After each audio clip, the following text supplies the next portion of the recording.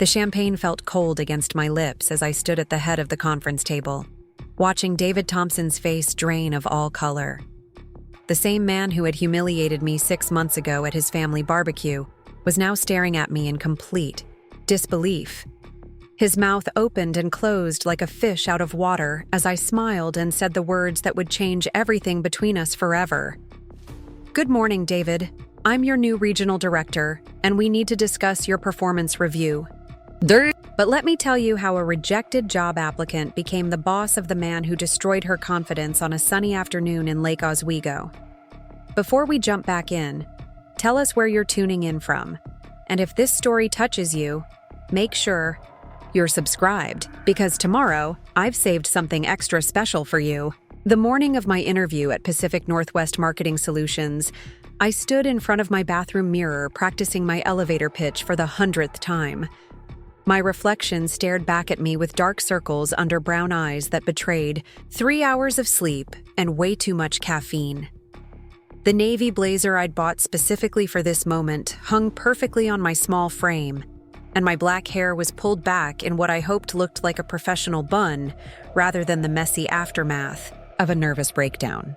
Hi, I'm Emma Chen, and I recently completed my MBA from Portland State University with a focus on digital marketing strategy. The words felt mechanical after so much repetition, but I couldn't afford to stumble during the real thing. This interview represented everything I'd worked toward for the past 2 years while juggling graduate school and my part-time job at Grind Coffee downtown. My studio apartment in Southeast Portland was a far cry from the corporate world I was trying to enter. Textbooks still cluttered my kitchen table, and empty ramen containers served as a reminder of just how tight my budget had been throughout school.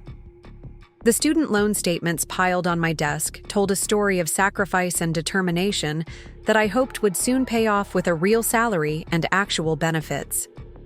Pacific Northwest Marketing Solutions wasn't just any company to me. They represented the top tier of Portland's advertising scene, handling major accounts for Nike, Columbia Sportswear, and a dozen other Northwest brands that I'd studied obsessively during my program. Landing a junior account coordinator position there would validate every late night I'd spent studying, every social event I'd skipped to save money, every moment I'd questioned whether the debt was worth the degree. The interview itself went better than I'd dared to hope. Sandra Williams, the HR director, seemed genuinely impressed with my portfolio of academic projects and the small freelance campaigns I'd managed for local businesses. She walked me through their open office space with its exposed brick walls and modern glass conference rooms, and I could picture myself thriving in that environment. "We're looking for someone who can grow with the company," Sandra explained as we concluded our hour-long conversation. "The digital marketing landscape changes so quickly, and we need team members who are adaptable and eager to learn."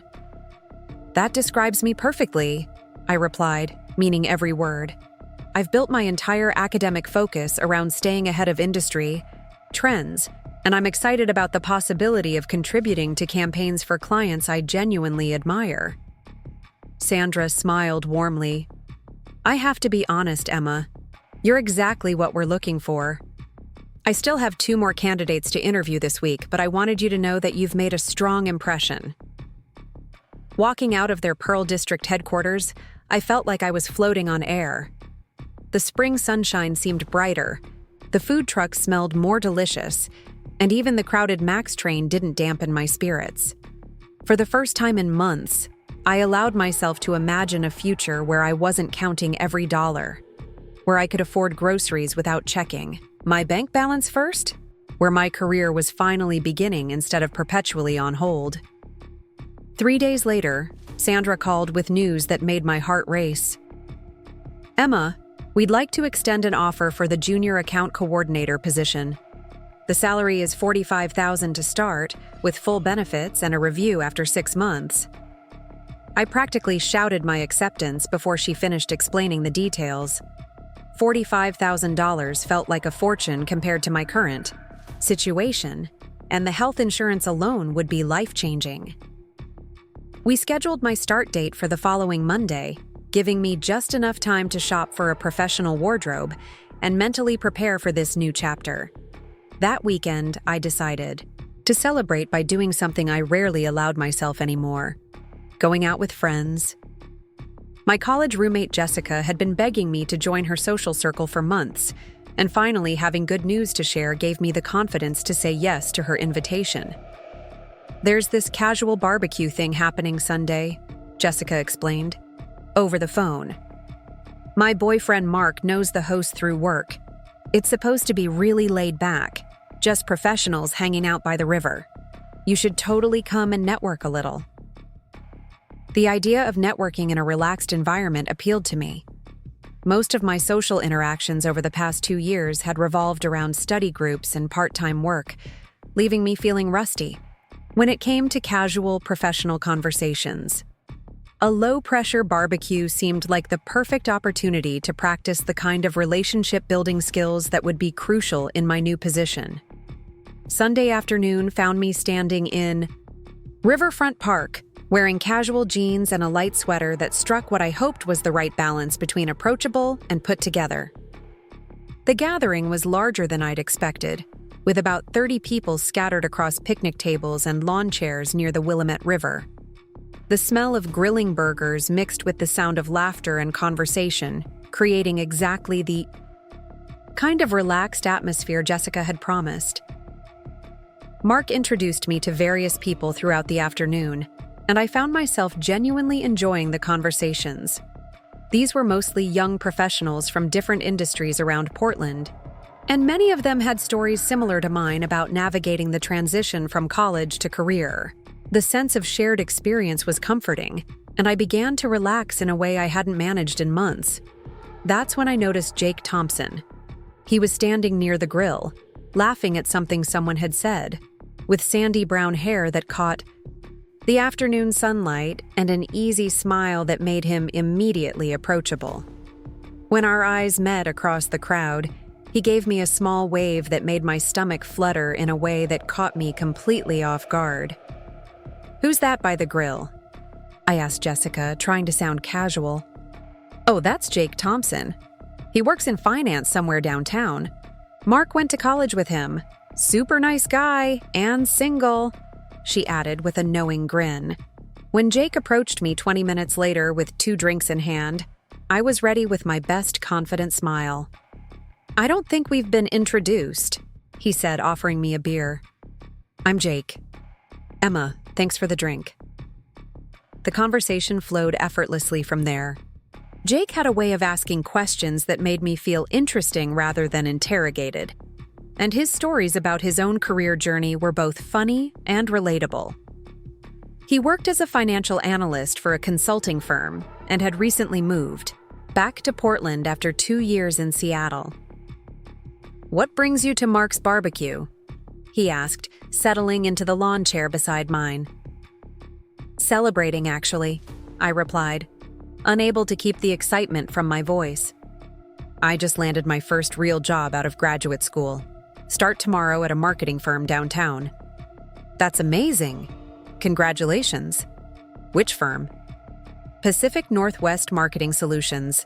I'll be working as a junior account coordinator." Something shifted in Jake's expression, though so subtly I almost missed it. "Pacific Northwest Marketing? That's a great company. My brother actually works there." "Really? What department?" "Regional Client Services. He's been there for years, actually. David Thompson." The name didn't register immediately, but Jake's tone had changed slightly, becoming more careful. "Maybe you'll work together at some point," he continued, though something in his voice suggested he wasn't entirely sure that would be a good thing. Before I could ask more questions, a loud voice called out from across the gathering. "Jake? Get over here and settle an argument about last week's Trailblazers game." Jake rolled his eyes good-naturedly. "Duty calls. Don't go anywhere, okay? I want to hear more about this new job." As he walked away, I found myself watching him with interest that went beyond simple attraction. There was something about the way he'd mentioned his brother that suggested complicated family dynamics, but Jake himself seemed refreshingly straightforward. After months of intense focus on academics and job hunting, the prospect of developing a personal connection felt both exciting and terrifying.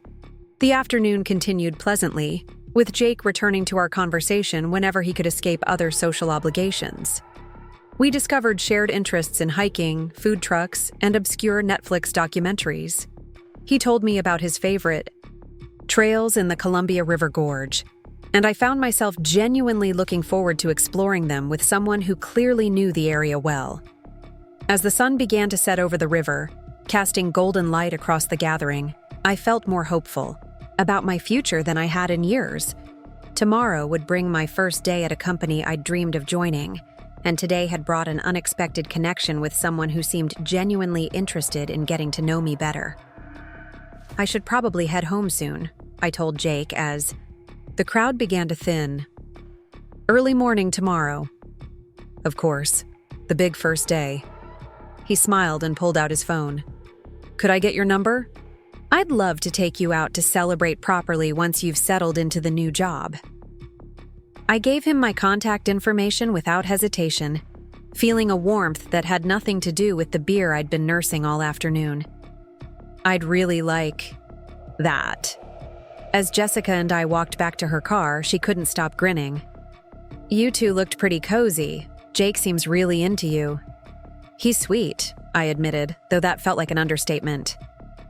And it's nice to meet someone who isn't stressed about finding work or drowning in student loans. Plus, he's gorgeous, Jessica added with a laugh. Mark says he's one of the good ones. No weird ex-girlfriend drama or commitment issues. Driving home through the quiet Sunday evening streets of Portland, I reflected on how quickly things were changing. 24 hours ago, I'd been anxious about starting a new job and uncertain about my social life. Now I had both a promising career opportunity and the possibility of something personal with someone who seemed genuinely worth knowing better. My studio apartment felt different when I returned, less like a temporary holding pattern and more like the starting point for something bigger. I laid out my outfit for the next morning, organized my portfolio one final time, and set 3 different alarms to ensure I wouldn't oversleep. Before going to bed, I texted Jake a simple thank you for the afternoon. His response came back almost immediately. Thank you for making it the best part of my weekend. Good luck tomorrow. Not that you'll need it. Lying in bed that night, staring at the ceiling while Portland's ambient city sounds drifted through my window, I allowed myself to imagine how different my life might look in just a few months. A steady income would mean financial stability. For the first time since starting graduate school, building experience at a respected firm would open doors I'd only dreamed about. And maybe, if things continued developing with Jake, I'd finally have someone to share these successes with. The future felt bright and full of possibility in a way it hadn't since I'd decided to pursue my MBA. Every sacrifice, every late-night studying, every ramen dinner had led to this moment of potential. Preparing and narrating this story took us a lot of time, so if you are enjoying it, subscribe to our channel. It means a lot to us. Now back to the story. Tomorrow would mark the beginning of everything I'd worked toward, and I was ready to prove that the confidence Pacific Northwest Marketing Solutions had shown in hiring me was well placed. Sleep came easier than it had in weeks, filled with dreams of conference rooms and creative campaigns and Sunday afternoons by the river. I had no way of knowing that within hours, one family connection would turn my triumphant beginning into the most humiliating experience of my professional life, setting in motion a chain of events that would ultimately change everything about who I thought I was and what I was capable of achieving. The morning alarm felt different this time. Instead of waking up to another day of uncertainty, I was beginning my actual career. I chose my outfit carefully, settling on a black dress with a navy blazer that struck the right balance between professional and approachable. My reflection in the bathroom mirror showed someone who looked ready to take on the world, and for the first time in months, I genuinely felt that way. The commute downtown on the MAX train gave me time to review my notes from the interview and mentally prepare for the first day protocols Sandra had outlined. I'd arrive at 9, complete HR paperwork, meet my immediate supervisor, and begin orientation with the team I'd be supporting. The schedule felt manageable and exciting rather than overwhelming. Pacific Northwest Marketing Solutions occupied 3 floors of a converted warehouse building in the Pearl District, with floor-to-ceiling windows that flooded the workspace with natural light. The reception area featured local artwork and a living wall of plants that immediately made the space feel more welcoming than the sterile corporate environments I'd imagined myself working in. Sandra Williams greeted me with the same warm professionalism she'd shown during my interview.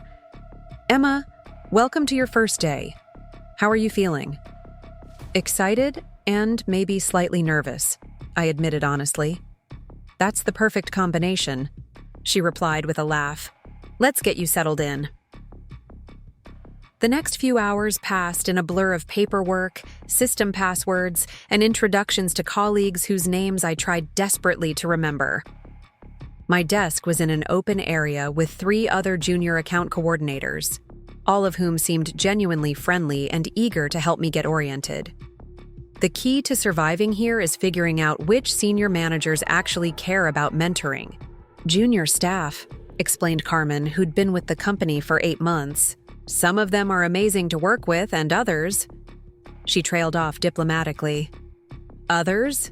I prompted. "Well, let's just say some people here are more interested in protecting their territory than developing talent," said Marcus, another coordinator. "But don't worry about that stuff yet. Focus on learning the systems and building relationships with the good ones first." By lunchtime, I felt like I was beginning to find my footing. The work itself was exactly what I'd hoped for, supporting account managers with research, helping develop campaign materials, and contributing to client presentations. My supervisor, Linda Martinez, seemed both competent and supportive, taking time to explain not just what needed to be done, but why it mattered to the broader campaign strategy. "You're picking this up quickly," Linda noted as I finished formatting a competitive analysis report. "I can tell you put a lot of thought into the strategic implications, not just the data collection." The praise felt incredible after months of academic work where feedback was always delayed and often critical. Here, I could see immediately how my contributions fit into larger projects that would actually reach consumers and drive business results. The sense of purpose was intoxicating. As the afternoon wound down, I began to feel like I might actually succeed in this environment. My colleagues were helpful without being condescending. The work was challenging but manageable. And the company culture seemed to value both creativity and collaboration. Everything I'd hoped for when I chose this career path was materializing exactly as I'd imagined. That's when David Thompson walked into my life, the sound of expensive dress shoes clicking against the polished concrete floor made several people in our section look up from their computers. I glanced over to see a man in his early 40s striding through the office with the kind of confidence that suggested he owned every room he entered. His perfectly pressed charcoal suit and platinum watch caught the afternoon light streaming through the windows, and his salt and pepper hair was styled with the precision that came from regular visits to high-end salons. "That's David Thompson," Marcus whispered, barely moving his lips. "Regional Client Services Manager. He handles our biggest accounts."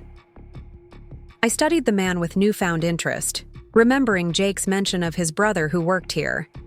The family resemblance was subtle but unmistakable.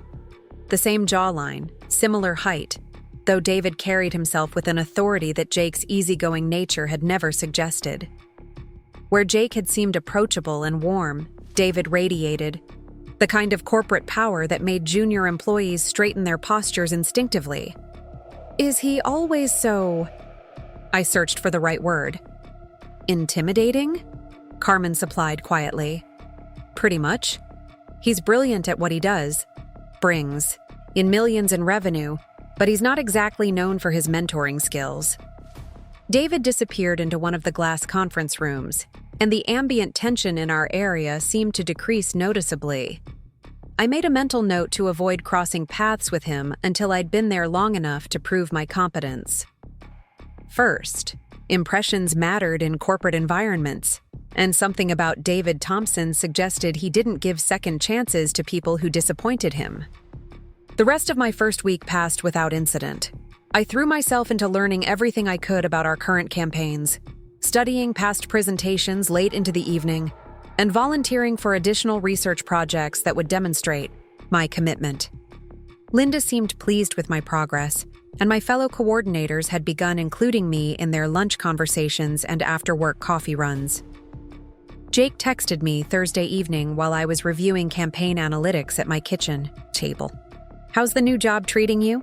Still love it as much as you thought you would?" "Even more," I replied honestly. "It's exactly what I hoped it would be. Thank you for asking. Want to celebrate surviving your first week? I know a great sushi place in the Pearl District." The invitation made me smile. Between the intensity of starting a new position and my natural tendency toward perfectionism, I'd been working until 8 or 9 every evening. A relaxing dinner with someone whose company I genuinely enjoyed sounded perfect. We met Friday night at Koji, a small restaurant tucked into a renovated brick building just a few blocks from my office. Jake arrived first and had already secured a table by the window where we could watch pedestrians enjoying the warm spring evening. He'd traded his casual barbecue attire for dark jeans and a button-down shirt that brought out the green flecks in his hazel eyes. "You look like someone who survived her first week in corporate America," he said, standing to greet me with a hug that lasted just long enough to suggest genuine affection. "I feel like I might actually be good at this," I admitted, settling into the seat across from him. It's strange to have work that feels meaningful instead of just necessary. Over California rolls and salmon teriyaki, I found myself telling Jake about the campaigns I was supporting, the mentorship I was receiving from Linda, and my growing confidence that I'd made the right career choice. He listened with the kind of focused attention that made me feel like my experiences genuinely mattered to him. "My brother mentioned they'd hired someone new in the junior coordinator pool," Jake said casually as we shared a plate of tempura. Small world that it turned out to be you. "You told him we met?" The idea made me slightly nervous, though I wasn't sure why. "Just mentioned that I'd met someone at Mark's Barbecue who was starting at his company. David's always interested in who they're bringing on board." Jake's expression remained neutral, but something in his tone suggested careful word choice. "What's he like to work with?" I asked, remembering my colleagues' diplomatic warnings about territorial senior managers. Jake paused, clearly considering his response. "David's complicated. He's incredibly successful, very driven, and absolutely devoted to the company. But he can be..." He searched for the right words. "He has strong opinions about how things should be done and who belongs in certain roles." Meaning? Meaning he's old school about corporate hierarchies. He believes people should pay their dues and prove themselves before getting opportunities. Sometimes that translates to being tough on newer employees. The warning was gentle, but unmistakable. I appreciated Jake's honesty, though it added a layer of concern to my otherwise positive experience. "Good to know. I'll make sure to stay on his good side." "I'm sure you'll be fine," Jake said, reaching across the table to squeeze my hand. "You're smart, you're dedicated, and you actually care about doing good work. Those things matter more than office politics." The gesture sent warmth through my entire body, and I found myself hoping this connection would continue developing, alongside my new career. Having both professional success and personal happiness felt almost too good to be true, but for the first time in years, I was willing to believe that maybe I deserved both. As we walked back toward the Max station after dinner, Jake stopped suddenly and turned to face me. "Emma, I really like you.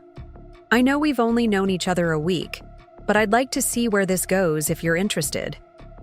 The directness caught me off guard in the best possible way. "I'm definitely interested," I replied, standing on my tiptoes to kiss him softly. The weekend passed in a blur of apartment cleaning, grocery shopping and long phone conversations with Jake that stretched late into both Friday and Saturday nights.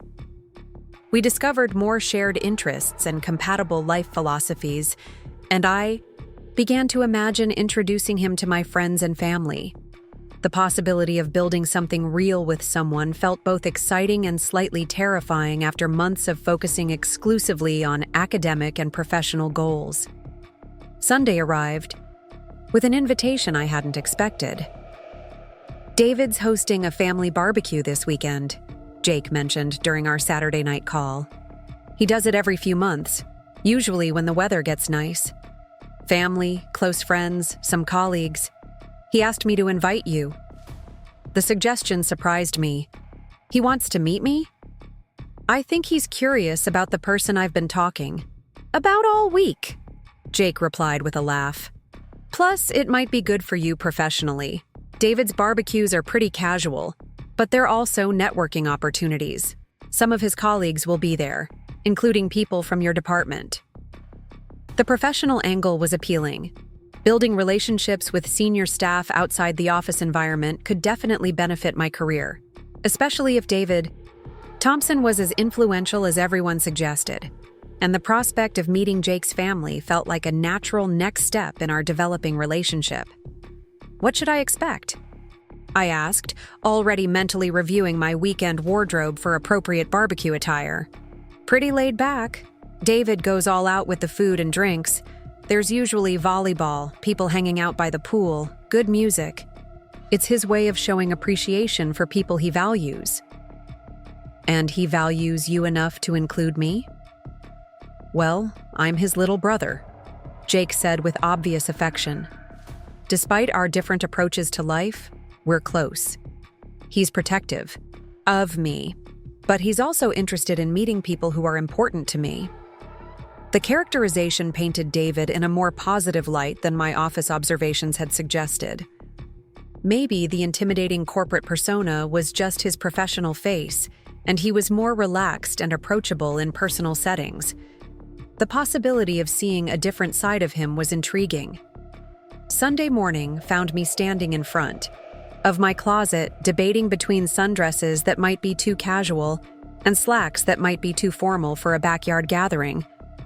I finally settled on dark jeans, sandals, and a light blue blouse that Jake had complimented during our dinner date. The outfit struck what I hoped was the right balance between put together and relaxed.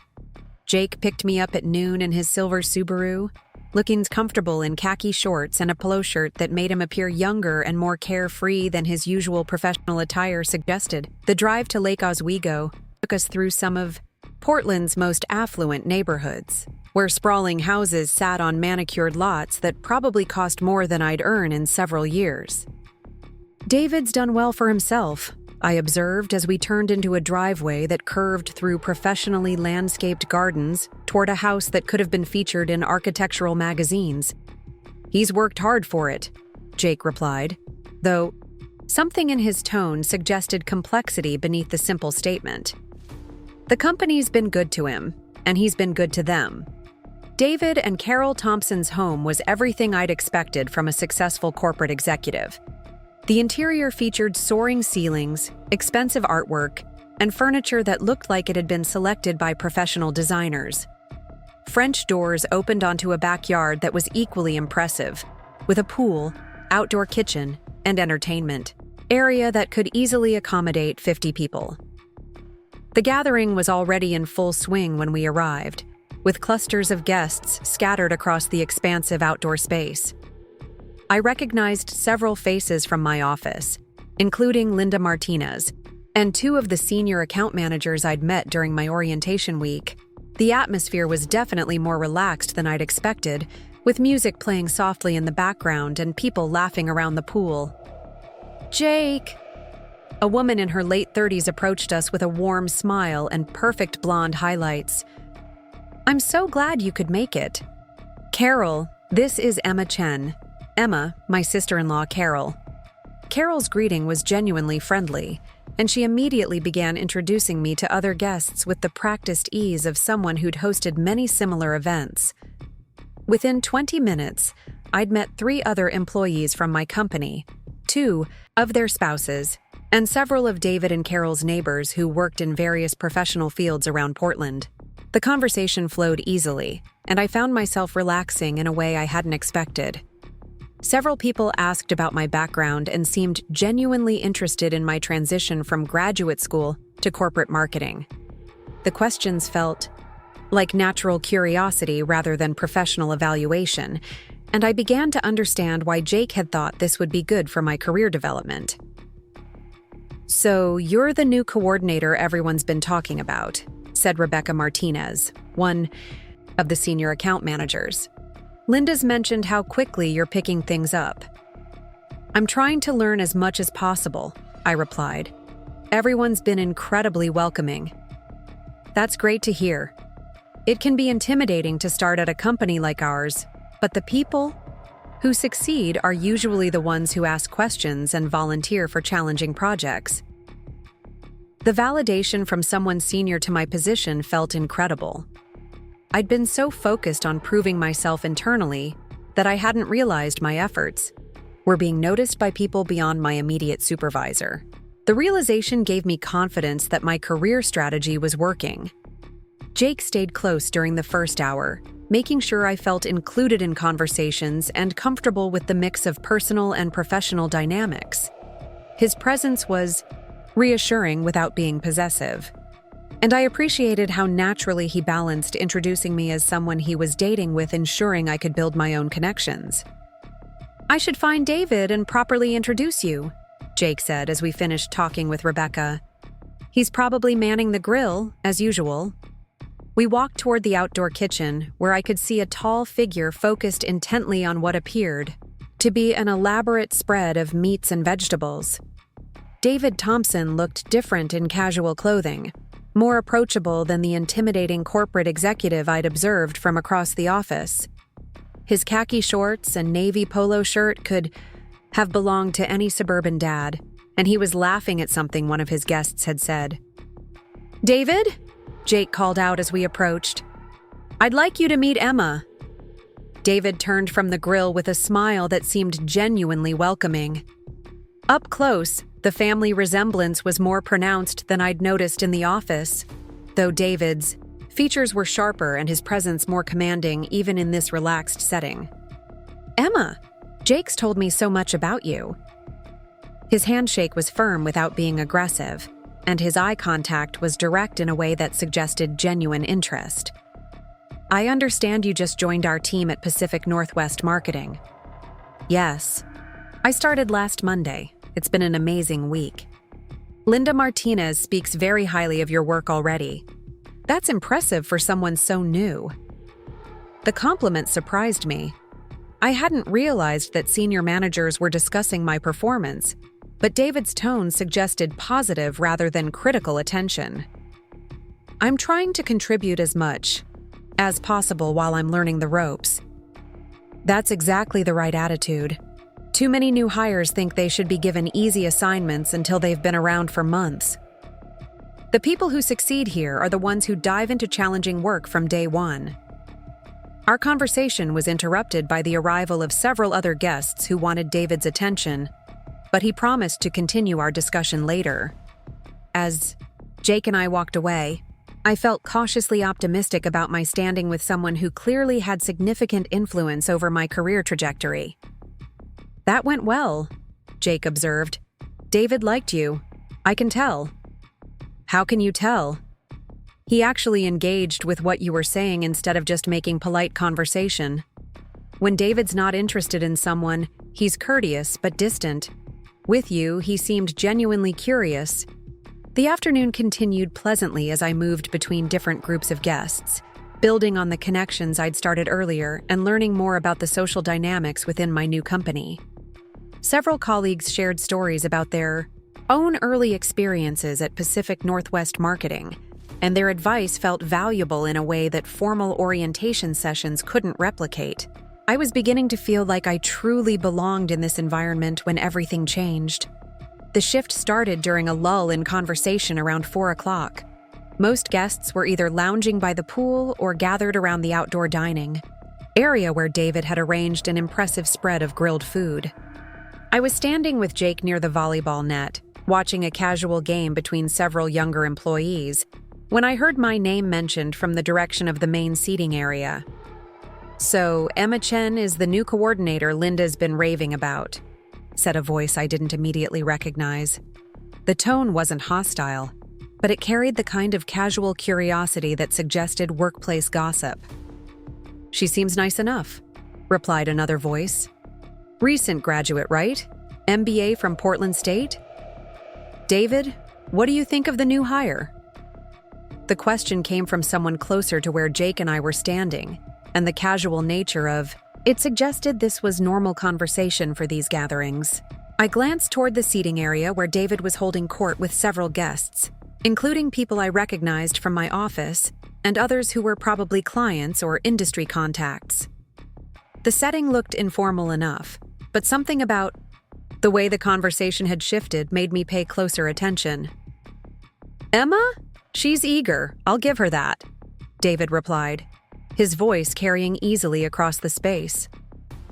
"Though I have to admit, I'm not entirely sure what Linda sees in her." The yar comment hit me like cold water. Jake's hand found mine, squeezing gently in what I hoped was reassurance, but my attention was completely focused on David's words and the small crowd gathered around him. "What do you mean?" asked one of his guests. "Well, look at her resume," David continued, and I realized with growing horror that he was discussing my qualifications in front of clients and colleagues as casual entertainment.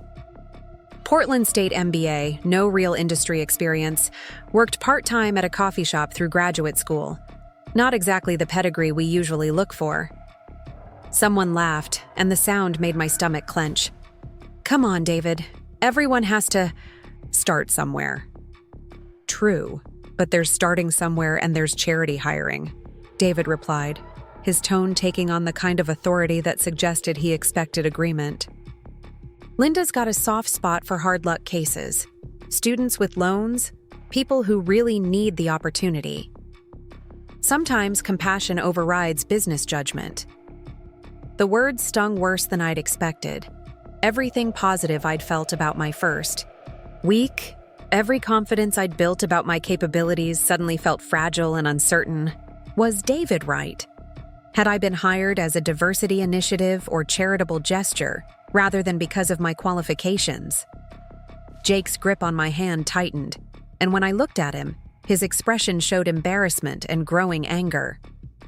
"Emma, let's go get some drinks," he suggested quietly, clearly trying to steer me away from the conversation. But I couldn't move.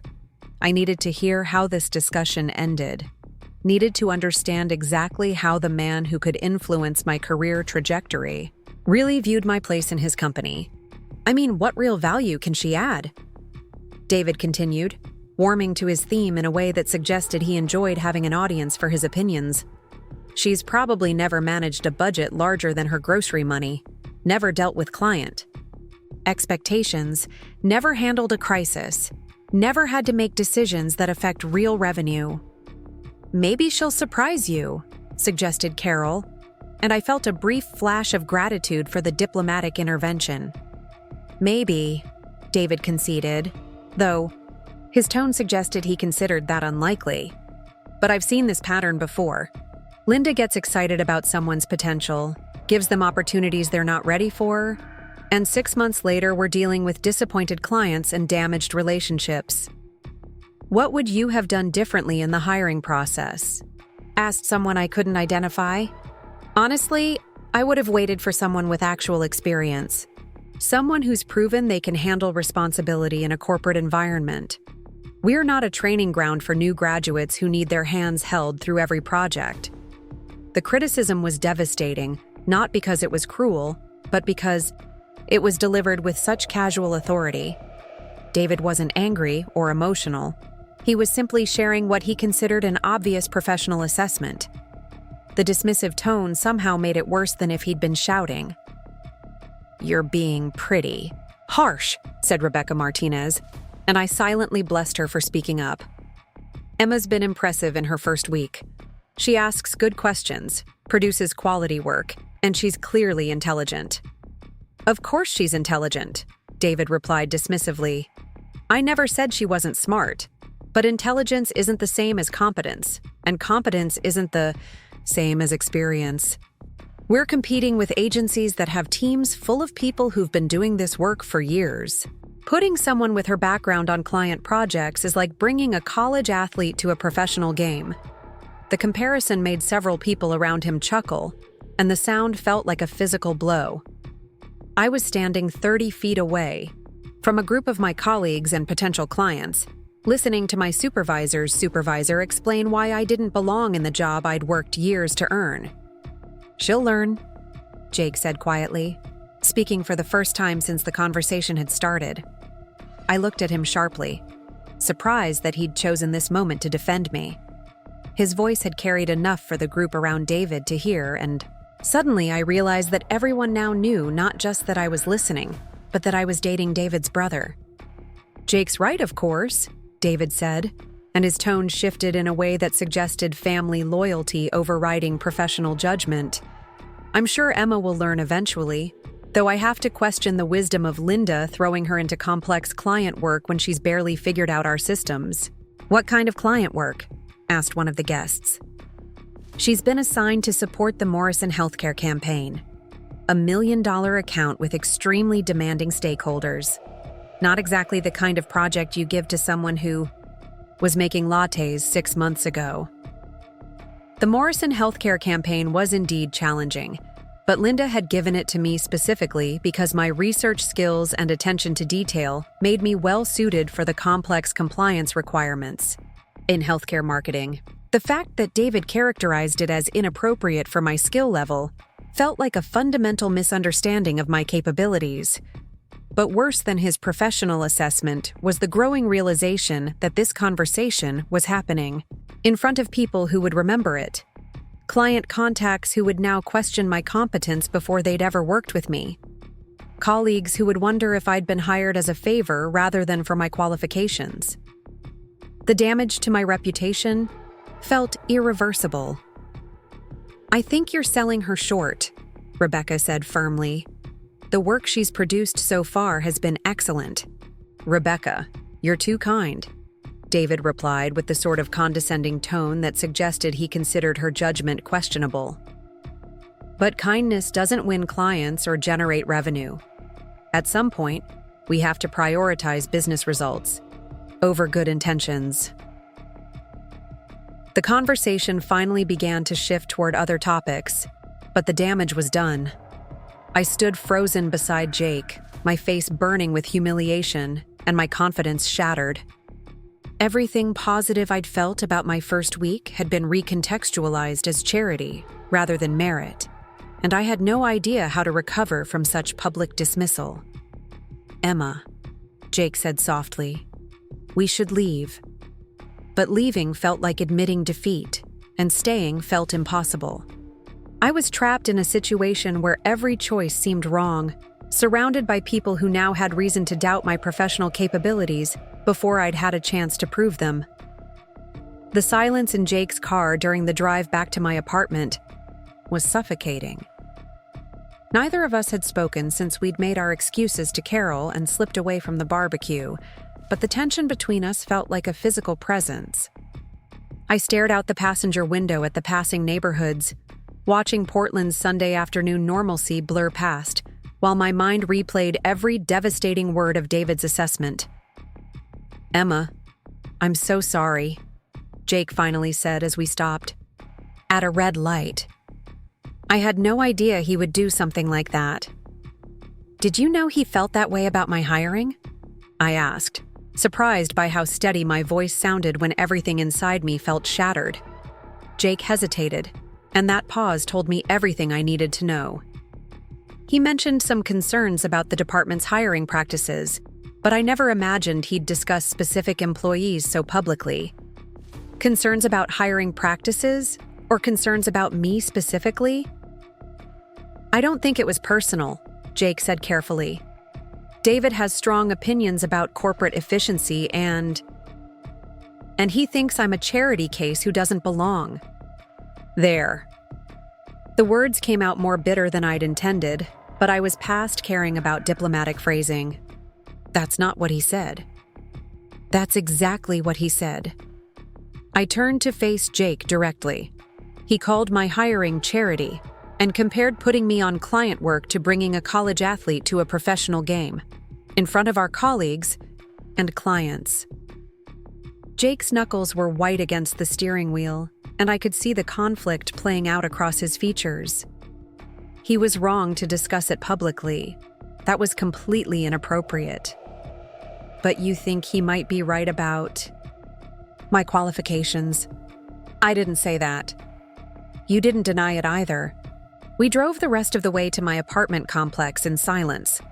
When Jake pulled into a parking space, he turned off the engine but made no move to get out. Emma, I care about you. What happened today doesn't change that. What happened today changes everything, I replied quietly. Your brother just destroyed my professional reputation in front of people I have to work with every day, and you're more concerned about family harmony than you are about defending me. That's not fair, isn't it? I gathered my purse and reached for the door handle. You heard him dismiss everything I've worked for, everything I've achieved, and your response was to suggest we leave quietly instead of speaking up. What was I supposed to do? Start a fight at his barbecue? You were supposed to have my back, I said simply. The way I would have had yours if someone had publicly humiliated you. I left Jake sitting in his car and walked up to my apartment, feeling more alone than I had since moving to Portland. The studio that had felt like a launching pad for my new life now seemed like a reminder of everything David had been right about. The secondhand furniture, the student loan statements still scattered on my desk, the empty refrigerator that reflected my tight budget. It all suddenly felt like evidence supporting his assessment of my circumstances. I spent Sunday evening and most of Monday morning alternating between anger and self-doubt. Every positive interaction I'd had during my first week was now colored by the possibility that people had been humoring me rather than genuinely valuing my contributions. When Linda complimented my work, was she being encouraging because she genuinely believed in my capabilities, or because she felt sorry for the coffee shop employee who was trying so hard to prove herself? Walking into the office Monday morning felt like entering a battlefield where I was the only one without armor. I searched every face for signs that they'd heard about David's assessment, analyzed every interaction for evidence of changed perceptions. Carmen and Marcus seemed normal enough during our morning check-in, but Rebecca Martinez avoided eye contact when we passed in the hallway, and I couldn't tell if that was meaningful or coincidental. Emma, could you come to my office for a moment? Linda's request came just before lunch, and my stomach dropped. This was it. The conversation where she gently explained that perhaps I wasn't quite ready for the Morrison healthcare campaign. After all, Linda's office was a corner space with windows overlooking the Pearl District, decorated with awards from successful campaigns and photos from industry conferences. She gestured for me to close the door and take a seat across from her desk, which only increased my anxiety about what was coming. "How was your weekend?" she asked, settling back in her chair with a coffee mug that proclaimed her world's most caffeinated account manager. "Fine," I replied cautiously. "I attended a barbecue with some colleagues." David Thompson's barbecue? There it was. She knew. I nodded, waiting for the inevitable conversation about my performance or my appropriateness for certain assignments. "Emma, I want you to know that David doesn't speak for this department or for me when it comes to personnel decisions." Linda's tone was gentle but firm. "I hired you because you're talented, dedicated, and exactly what we need for the challenges ahead." The statement caught me off guard. "You heard about what happened?" Rebecca Martinez thought I should know that David had made some inappropriate comments about departmental hiring decisions at a social event. Linda leaned forward slightly. "What he said was unprofessional and inaccurate. I want to make sure it doesn't affect your confidence in your position here." Relief flooded through me, followed immediately by a new wave of embarrassment. How many people know about this? I honestly don't know. Rebecca heard it directly, and she was concerned enough to mention it to me. But Emma, workplace gossip comes and goes. What matters is the quality of your work and the value you bring to our clients. Do you think David's opinion will affect my opportunities here? Linda was quiet for a moment, choosing her words carefully. David is influential and he has strong relationships with several key clients. But he doesn't make decisions for my team, and he doesn't determine your career trajectory. Your work speaks for itself. The conversation helped restore some of my confidence, but it also made clear that David's opinion could create obstacles for my advancement within the company. As I returned to my desk, I realized that proving myself wasn't going to be enough if a senior manager was actively undermining my reputation. Jake texted me Tuesday afternoon with an invitation to coffee, but I declined. Wednesday brought flowers, delivered to my office with a note apologizing for Sunday's events, but I couldn't bring myself to respond. The relationship that had felt so promising just a week earlier now seemed impossible to navigate without constantly dealing with David's disapproval and Jake's conflicted loyalties. By Thursday, my initial hurt had crystallized into something harder and more focused. I was tired of feeling defensive about my background and qualifications.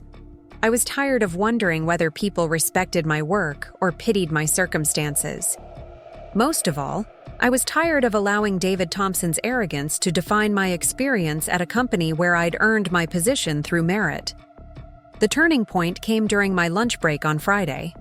I was sitting in Pioneer Courthouse Square, eating a sandwich and watching the midday crowd of downtown workers when a woman approached my bench. "Excuse me, are you Emma Chen from Pacific Northwest Marketing?" I looked up to see an elegant woman in her 50s with silver hair and an expensive handbag. "Yes, I am. I'm Margaret Rodriguez. I'm starting as the new regional VP next month." She gestured to the empty space beside me. "Mind if I sit for a moment?" My heart rate accelerated. A regional VP was several levels above my position, and the fact that she knew my name suggested either very good or very bad things about my visibility within the company. "I've been reviewing departmental reports as part of my transition planning," Margaret continued, settling onto the bench with the kind of grace that suggested she was comfortable in leadership roles. "Your name has come up several times in very positive contexts." "It has?" "Linda Martinez speaks highly of your analytical skills and your ability to synthesize complex information quickly. The Morrison Healthcare preliminary research you completed was apparently exactly what they needed to move forward with the next phase of the campaign." The compliment felt incredible after a week of second-guessing my contributions. "Thank you. I've been working hard to add value wherever I can. That's obvious from the quality of your output." Margaret studied me with the kind of direct assessment I was beginning to recognize as a trait of successful executives. "I understand you're relatively new to the industry." "Yes, I just graduated with my MBA in December." "What made you choose marketing as a career focus?" The question felt like a test, but Margaret's tone suggested genuine curiosity rather than interrogation. I found myself explaining my fascination with consumer psychology, my interest in building emotional connections between brands and audiences, and my belief that effective marketing could create genuine value for both companies and customers. "That's a sophisticated understanding of what we do here," Margaret observed when I finished. "Many people see marketing as just advertising, but you clearly understand the strategic implications." I've always been interested in understanding what motivates people's decisions. "And what motivates your decisions? What do you want to accomplish in your career?" The conversation was moving in a direction I hadn't expected, but Margaret's questions felt like an opportunity to articulate ambitions I'd barely admitted to myself.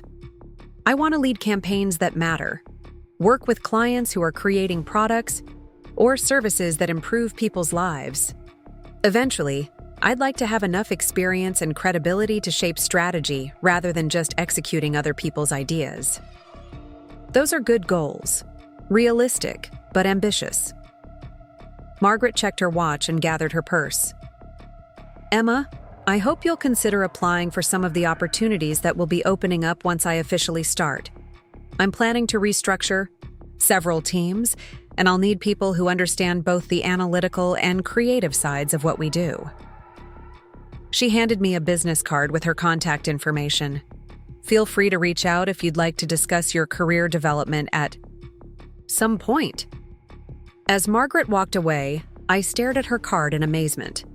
A senior executive had not only sought me out for conversation, but had essentially promised future opportunities based on my demonstrated performance. The interaction felt like validation that my capabilities were being recognized at levels far above David Thompson's sphere of influence. That afternoon, I threw myself into my work with renewed energy. Instead of feeling defensive about my qualifications, I focused on demonstrating exactly why Linda had been right to hire me.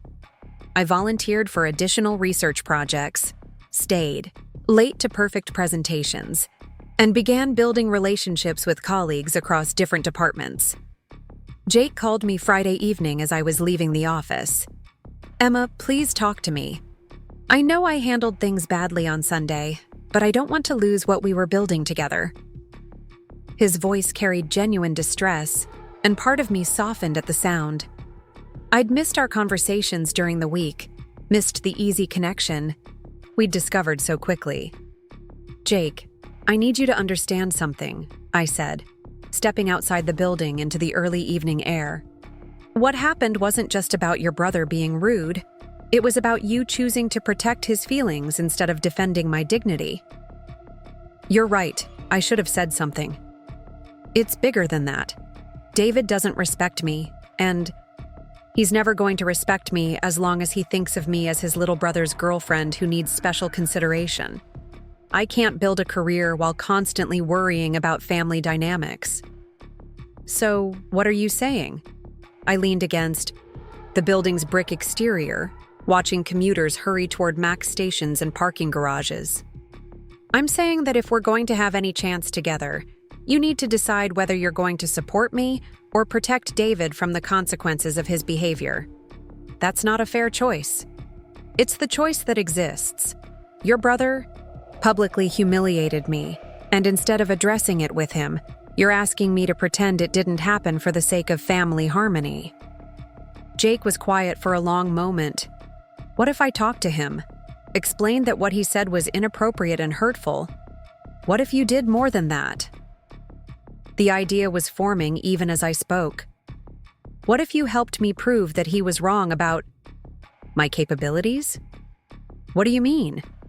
David thinks I'm unqualified and out of my depth. What if I had access to information that could help me demonstrate exactly how capable I am?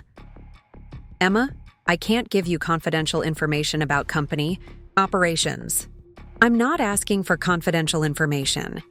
I'm asking for insights into how decisions get made, what clients really care about, what separates successful campaigns from mediocre ones. You work in financial consulting. You understand corporate strategy better than most people. The suggestion hung between us while Jake considered the implications. You want me to mentor you. I want you to help me become so good at my job that no one can question whether I belong there, including your brother. And if I do that, then maybe we can build something together that's stronger than David's disapproval. Jake agreed to meet me for coffee Sunday morning to discuss how he might help me accelerate my professional development. As I walked home through the Pearl District, I felt a clarity of purpose I hadn't experienced since starting the job.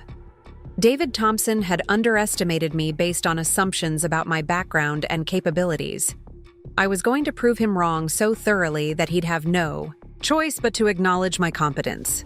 The weekend gave me time to research everything I could find about David's client portfolio, his management style, and his track record within the company. I studied recent campaigns, analyzed client retention data, and began identifying patterns in his approach to account management. If I was going to compete with someone of his experience and influence, I needed to understand exactly what made him successful.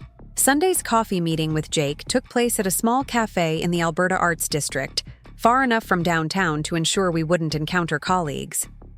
Jake arrived with a folder of materials he'd prepared: industry reports, strategic, frameworks, and insights from his consulting work with companies similar to Pacific Northwest Marketing's clients. "I've been thinking about what you said," he began, sliding the folder across the table. "You're right that David underestimated you, but you're also right that you need allies who understand how corporate advancement actually works.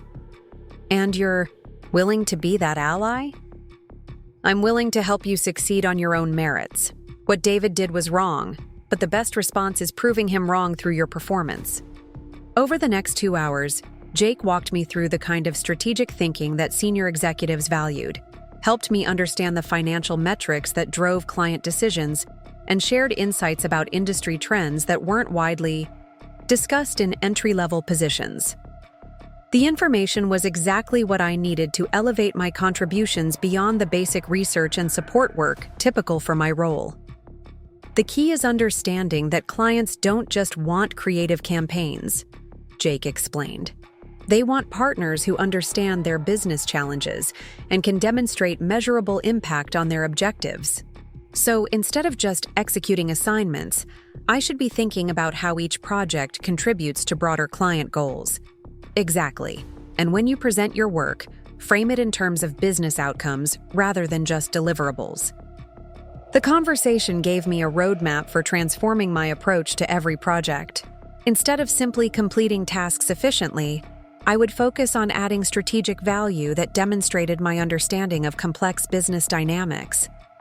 It was a subtle but important shift that could differentiate me from other junior employees. As we prepared to leave, Jake reached across the table to touch my hand. "Emma, I want you to know that I admire what you're doing. Instead of letting David's comments discourage you, you're using them as motivation to excel. I don't have a choice. I can either prove I belong here, or I can spend my entire career wondering if people see me as qualified or just lucky. You're going to prove it. And when you do, David's going to have to acknowledge that he was wrong." Walking back to my apartment that afternoon, I felt energized by the possibility of transformation. I had a strategy for professional advancement, an ally who understood corporate dynamics, and most importantly, a clear goal that went beyond simple career success. I was going to become so competent, so valuable, and so undeniably qualified that David Thompson would have no choice but to respect my capabilities. The plan started Monday morning with my approach to the Morrison Healthcare campaign.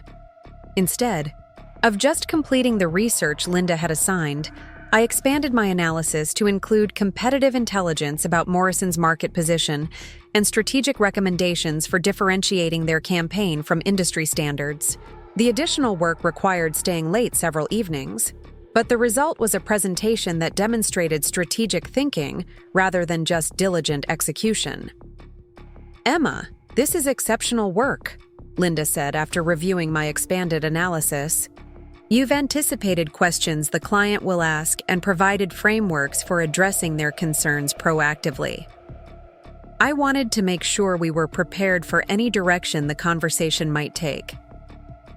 This level of preparation is exactly what clients value most.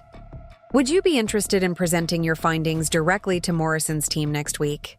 The opportunity to present to clients was typically reserved for more senior staff, but Linda's confidence in my preparation made the invitation feel earned rather than charitable. I accepted immediately, knowing that a successful client presentation would be impossible for anyone to dismiss as luck or favoritism.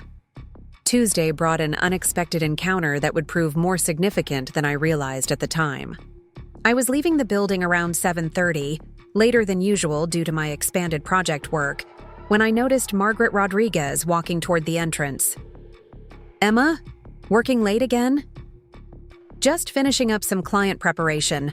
I'm presenting to Morrison Healthcare next week." "That's wonderful. Client presentations are great experience for junior staff." Margaret paused, studying my expression. "How are you finding the transition to corporate work? Is it what you expected?" The question felt like another opportunity to demonstrate my commitment and strategic thinking. It's been challenging in the best possible way. I'm learning that success requires more than just completing assignments well. You have to understand how your work contributes to broader business objectives. That's a sophisticated insight for someone so new to the industry. I've been fortunate to have good mentorship and feedback from Linda Martinez. And from other sources? Margaret's tone was casual, but something in her expression suggested she was aware of my relationship with Jake and possibly his role in my professional development. I've tried to learn from anyone willing to share insights about effective strategy and client management. Smart approach. The people who advance fastest are usually the ones who actively seek out learning opportunities beyond their formal assignments. As Margaret entered the building and I headed toward the Max station, I reflected on how different these interactions felt from my encounter with David at the barbecue. Margaret treated me as a professional whose opinions and development mattered, while David had dismissed me as an unfortunate hiring decision. The contrast was stark and motivating. The Morrison Healthcare presentation took place the following Thursday in Pacific Northwest Marketing's main conference room. I'd spent the previous weekend rehearsing my talking points and anticipating potential questions, drawing on both my research and Jake's insights about effective client communication. The Morrison team included their chief marketing officer, brand manager, and 2 directors from their corporate communications department. Linda introduced me as one of our most promising junior analysts and explained that I'd led the preliminary research for their campaign development. Emma has identified some interesting opportunities for differentiating your messaging in a crowded healthcare marketing landscape, Linda said, gesturing for me to begin. My presentation focused on 3 key insights about Morrison's competitive position and specific recommendations for leveraging their unique strengths. I avoided industry jargon, used clear visual aids, and structured my recommendations around the financial and strategic objectives Jake had helped me understand were most important to client decision-makers. This analysis of our competitors' messaging strategies is particularly helpful, commented Morrison's CMO after I'd finished. You've identified gaps in the market that we hadn't fully considered. The regulatory compliance framework you've outlined could save us significant time in campaign development, added their brand manager. How quickly could you expand this research to include additional product lines? The questions continued for another 20 minutes, with Morrison's team clearly engaged and interested in my recommendations. Linda took notes throughout the discussion, occasionally jumping in to address implementation details, but allowing me to handle the strategic components independently. After the Morrison team left, Linda and I debriefed in her office. Emma, that was an outstanding presentation. They were genuinely impressed with your insights and your understanding of their business challenges. Thank you. I wanted to make sure we provided value beyond what they could get from any other agency. You achieved that goal. In fact, they specifically asked if you'd be available to support the implementation phase of their campaign. The client request felt like vindication of every hour I'd invested in preparation and strategic thinking. More importantly, it represented the kind of direct client validation that would be impossible for anyone to dismiss or minimize. Word of the successful Morrison presentation spread quickly through our department. Rebecca Martinez congratulated me in the hallway. Carmen and Marcus asked for advice about their own client preparation, and even colleagues from other teams mentioned hearing positive feedback about my work. Friday afternoon brought a surprise. That would change everything about my relationship with David Thompson and my understanding of corporate power dynamics. Emma, could you come to my office? Linda's request came just as I was preparing to leave for the weekend. When I arrived, I found Linda sitting across from Margaret Rodriguez, who was reviewing what appeared to be personnel files spread across the desk. Please sit down, Margaret said, gesturing to the chair beside Linda. I wanted to discuss something with you before the official announcement next week. My pulse quickened. Official announcements usually meant either very good news or very bad news, and I had no idea which direction this conversation might take. As you know, I'll be officially starting as Regional VP on Monday, Margaret continued. Part of my mandate is restructuring our client services approach to be more strategic and less reactive. I nodded, unsure where this was leading.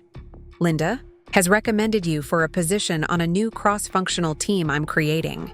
The Strategic Client Development Group will work directly with our highest value accounts to identify growth opportunities and develop long-term partnership strategies.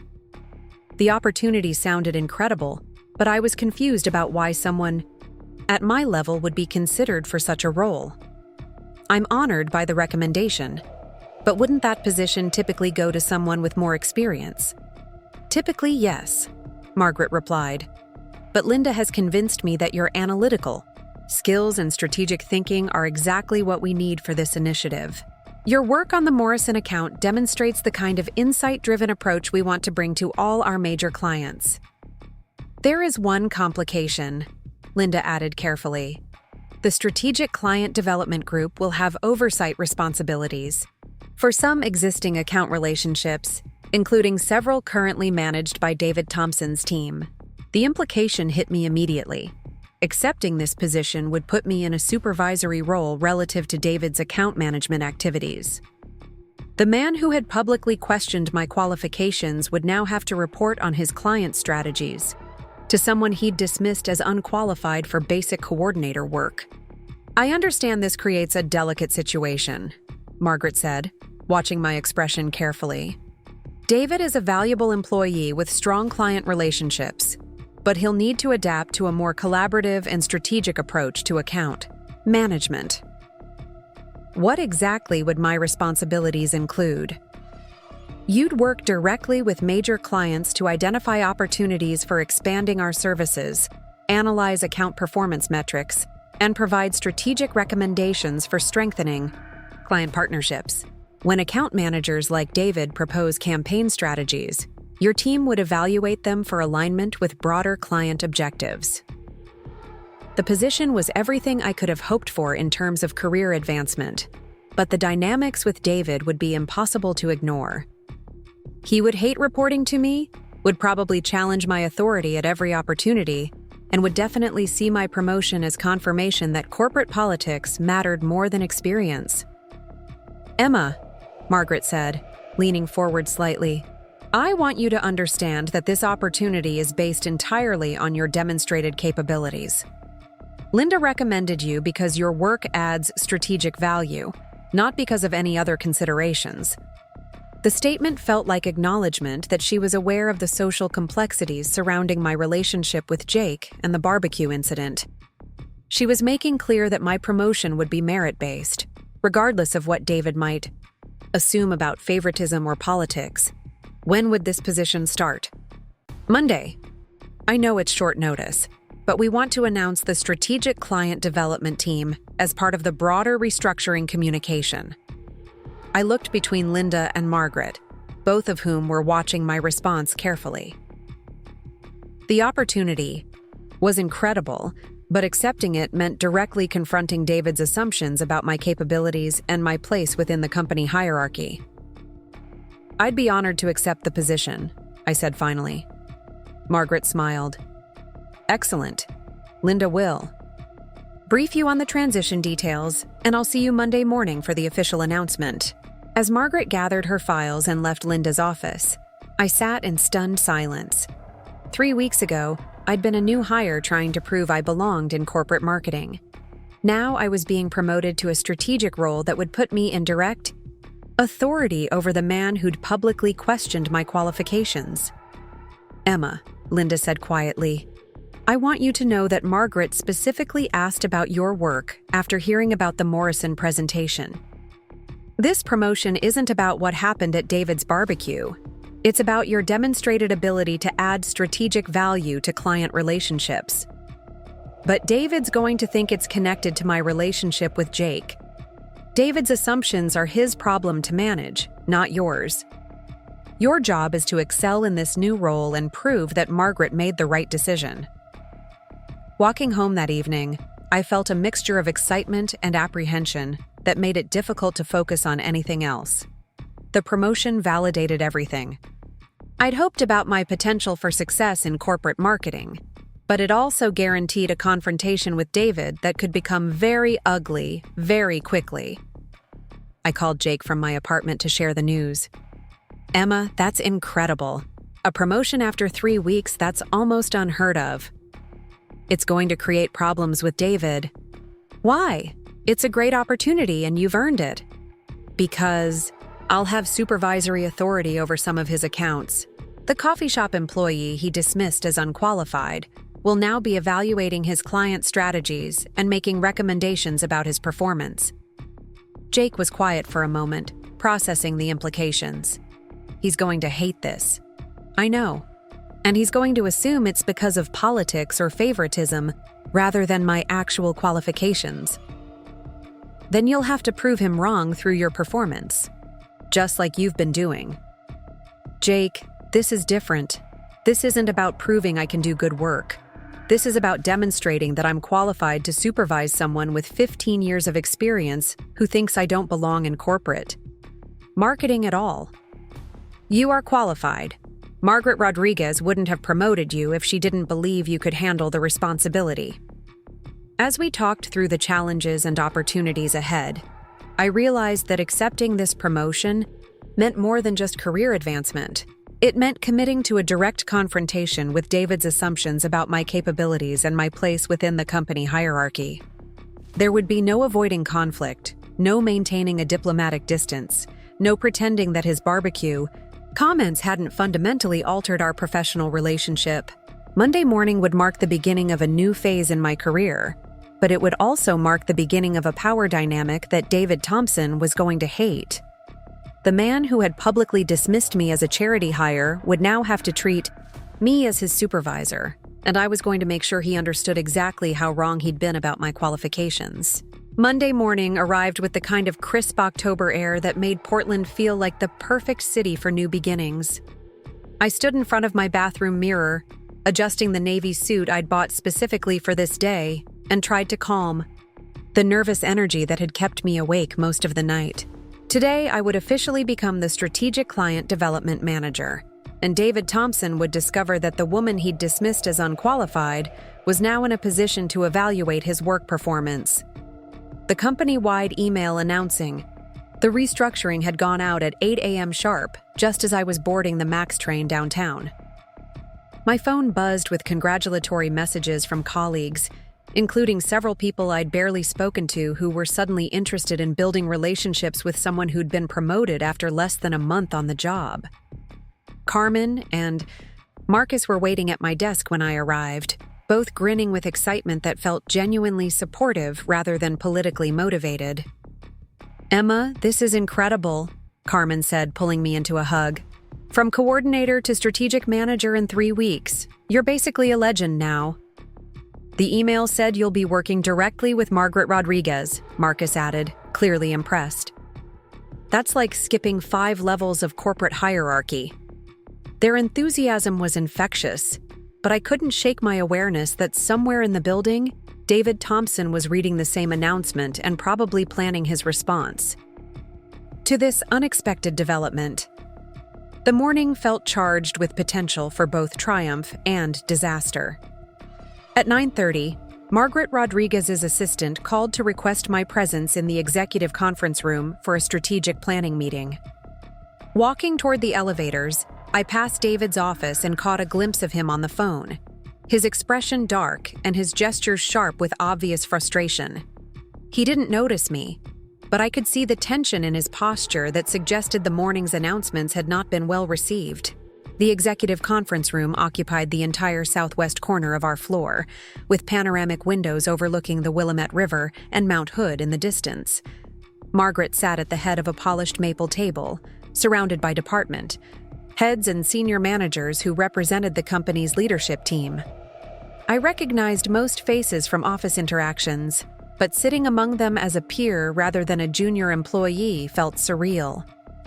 "Emma, please join us," Margaret said, gesturing to an empty chair positioned strategically between Linda Martinez and the head of client services.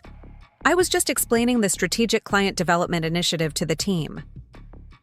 As I settled into my seat, I noticed several curious glances from executives who were clearly trying to reconcile my rapid promotion with their previous impressions of my role within the company. The attention was intimidating, but also validating. These were people whose opinions carried significant weight, and they were now treating me as someone worth their consideration. The strategic client development team will serve as our competitive advantage in client retention and growth, Margaret continued, pulling up a presentation on the conference room's wall-mounted screen. Rather than simply managing existing contracts, we'll proactively identify opportunities for expanding our services and strengthening partnership relationships. The presentation outlined a sophisticated approach to account management that went far beyond traditional campaign development. My team would analyze client business objectives, identify gaps in their current marketing strategies, and propose integrated solutions that positioned Pacific Northwest Marketing as an essential strategic partner rather than just a service provider. Emma will lead this initiative, working directly with our highest value accounts to implement this new approach, Margaret explained, and I felt the weight of every gaze in the room. Her background in strategic analysis and her demonstrated ability to understand complex client needs make her ideally suited for this role. One of the senior managers raised his hand. How will this interact with existing account management structures? Some of our clients have long-standing relationships with their current managers.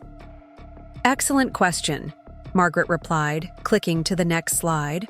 The strategic client development team will work collaboratively with existing account managers, providing additional expertise and resources to enhance client relationships. Emma's team will have oversight responsibilities to ensure our client strategies align with broader business objectives. The word oversight hung in the air like a challenge. I knew that David Thompson's accounts fell under this new structure, which meant I would have the authority to review his strategies, suggest modifications, and ultimately influence his performance evaluations. The irony was not lost on me that the man who'd questioned my qualifications would now be subject to my professional judgment. After the meeting, Margaret asked me to stay behind for a private discussion about implementation timelines and resource allocation.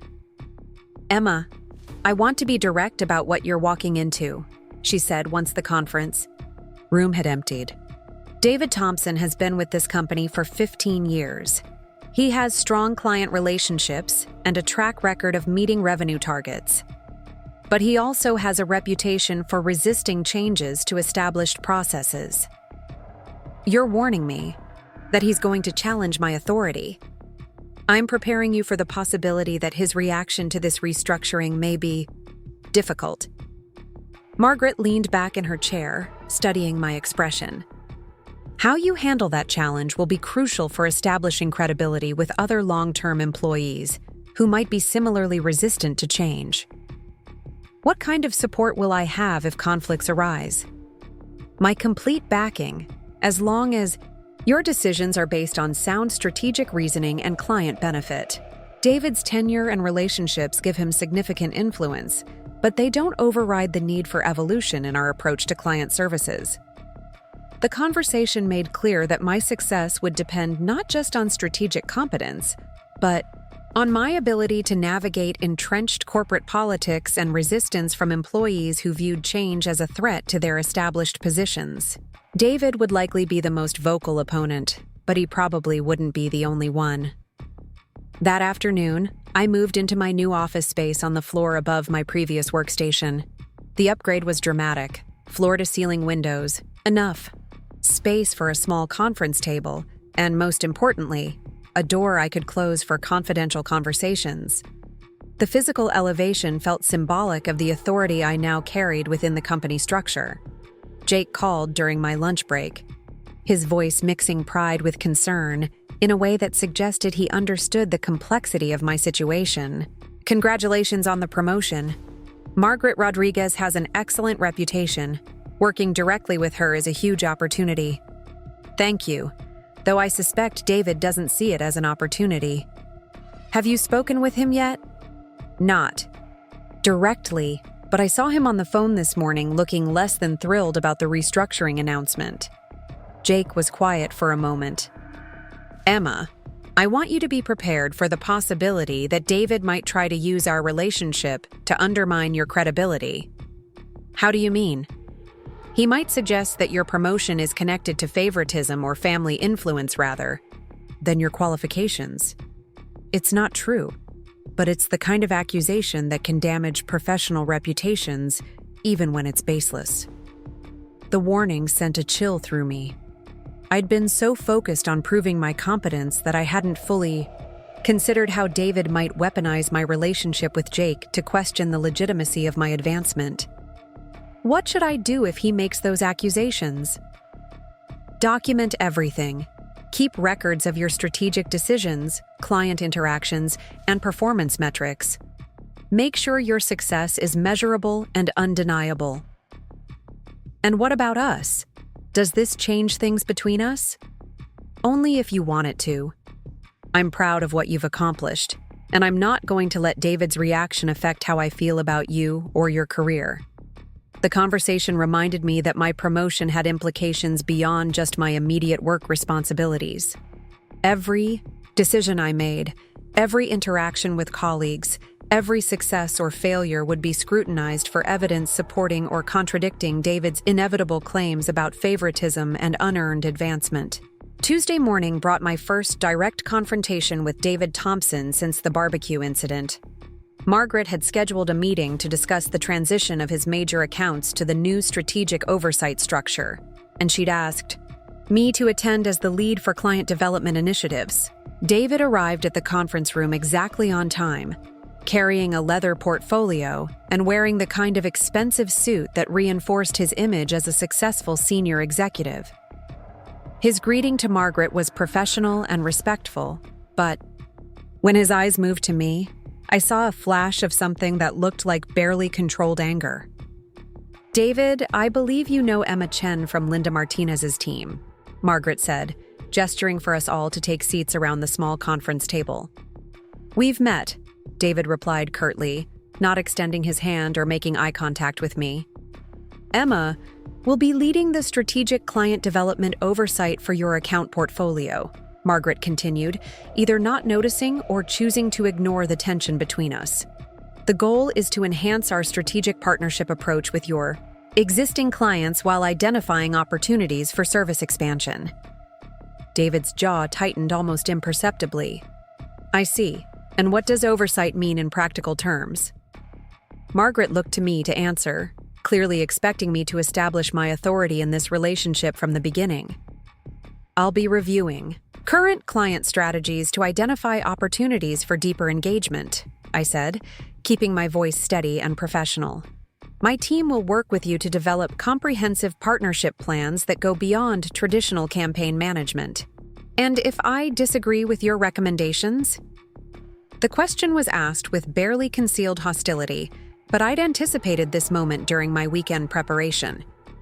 "Then we'll discuss the strategic reasoning behind different approaches and determine what best serves client objectives," I replied calmly. "The goal is collaboration, not conflict." David turned to Margaret. "With respect, I've been managing these accounts successfully for years. My clients trust my judgment and my approach. I'm not sure why we need additional layers of analysis and approval for strategies that are already generating strong results. Because the market is evolving rapidly, and clients increasingly expect strategic partnership rather than just service delivery," Margaret responded firmly. "Emma's role is to ensure we're maximizing the value we provide to every major account. And she's qualified to make those determinations based on what experience exactly?" The direct challenge hung in the air like a thrown gauntlet. Margaret's expression hardened slightly, but she gestured for me to respond, rather than defending my credentials herself. "Based on strategic analysis capabilities that have already proven valuable to clients like Morrison Healthcare," I said, referencing my successful presentation, "and based on fresh perspective that can identify opportunities that might be missed when you're too close to existing patterns." Fresh perspective. David repeated with obvious skepticism. Is that what we're calling inexperience now? David. Margaret's tone carried a warning.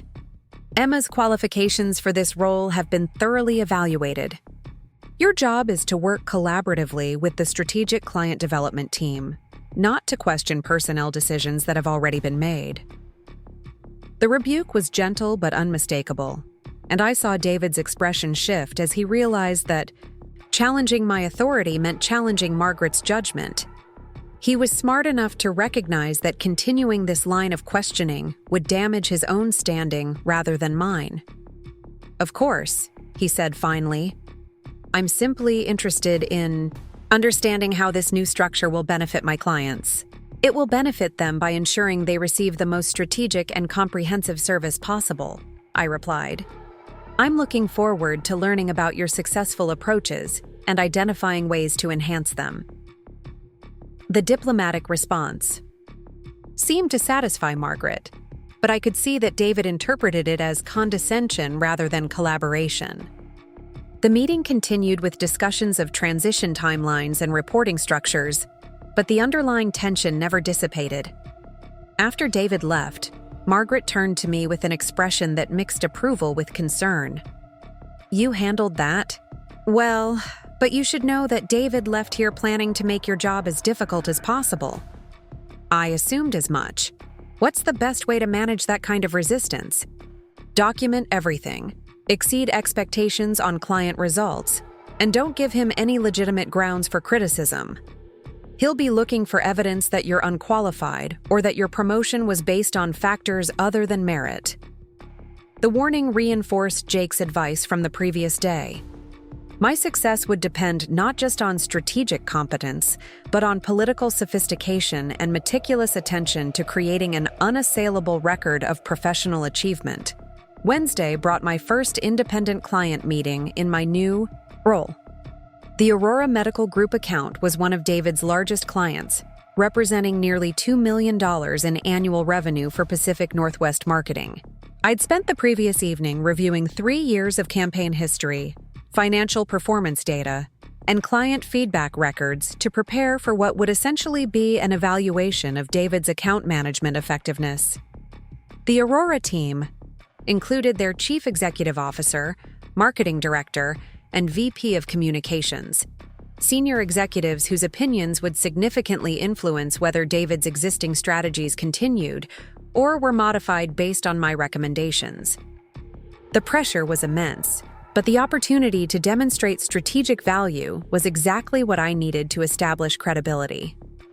Thank you for taking time to meet with us, I began, settling into the Aurora conference room with my presentation materials arranged carefully on the polished table.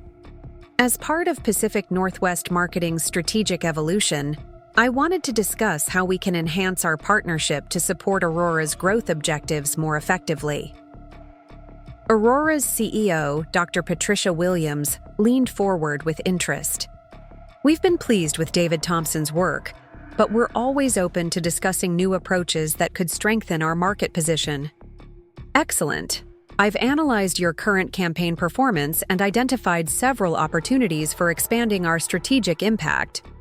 I clicked to my first slide, which displayed a comprehensive analysis of Aurora's market position relative to their primary competitors. While your existing campaigns have been successful in maintaining market share, there are growth opportunities in demographic segments we haven't fully addressed. The presentation continued for 45 minutes, with Aurora's leadership team asking increasingly sophisticated questions about implementation strategies, budget implications, and measurable outcomes.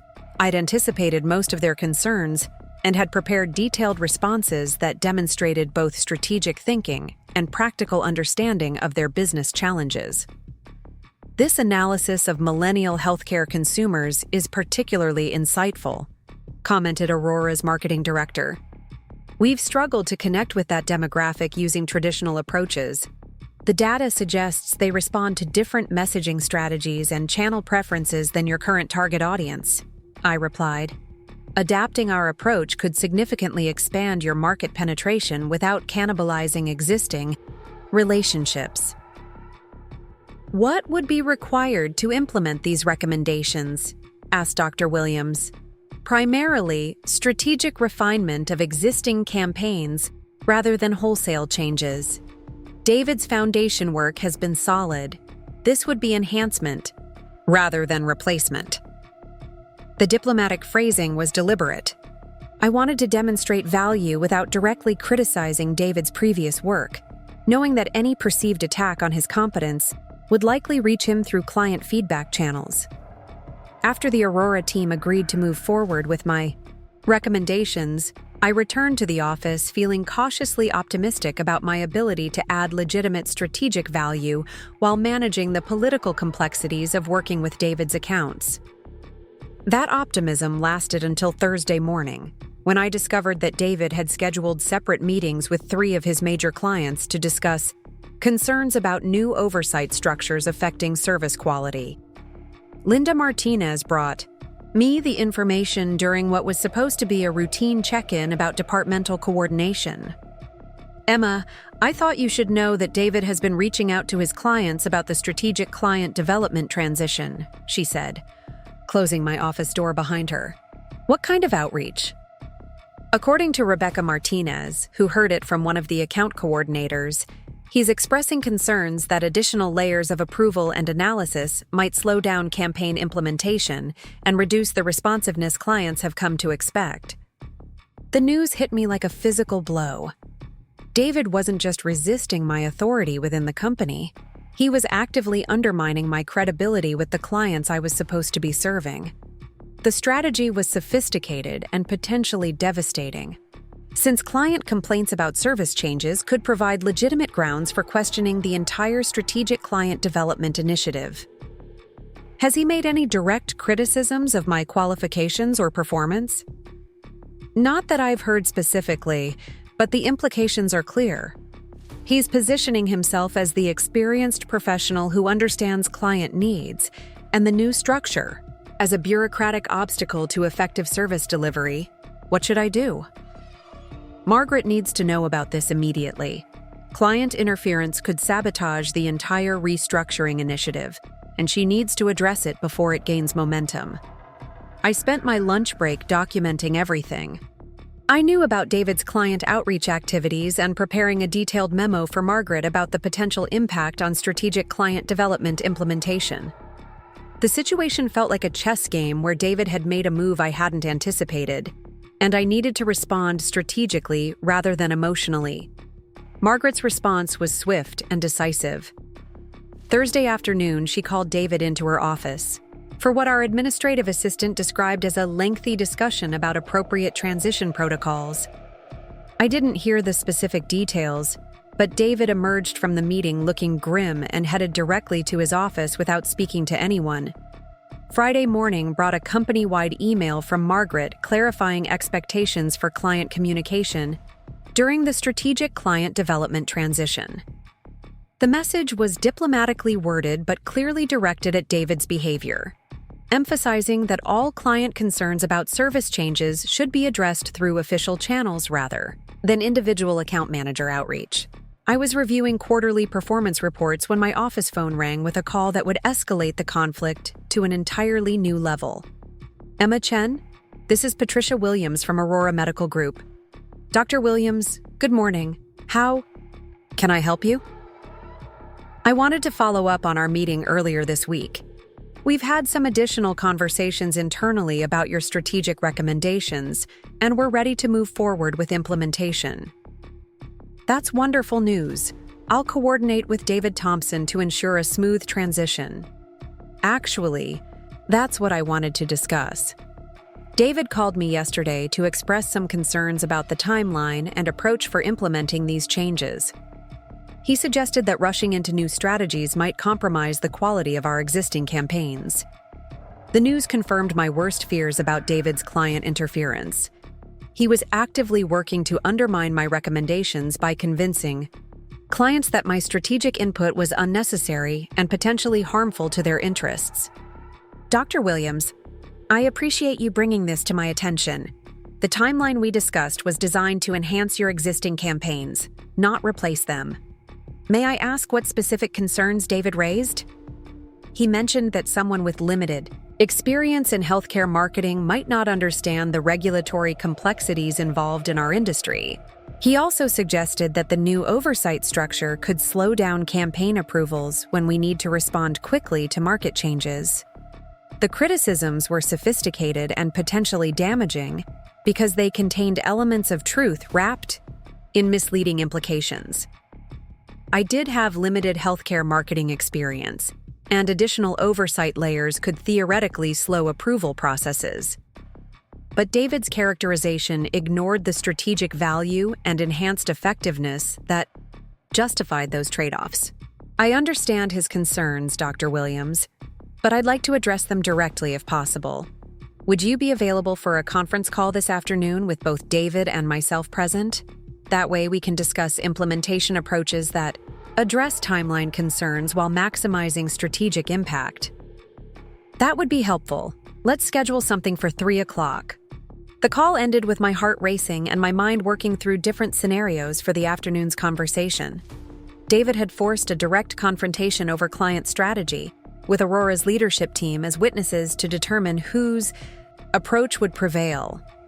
The stakes couldn't have been higher. Losing client confidence would effectively end the strategic client development initiative before it could demonstrate value. I spent the next 3 hours preparing for what felt like a professional trial.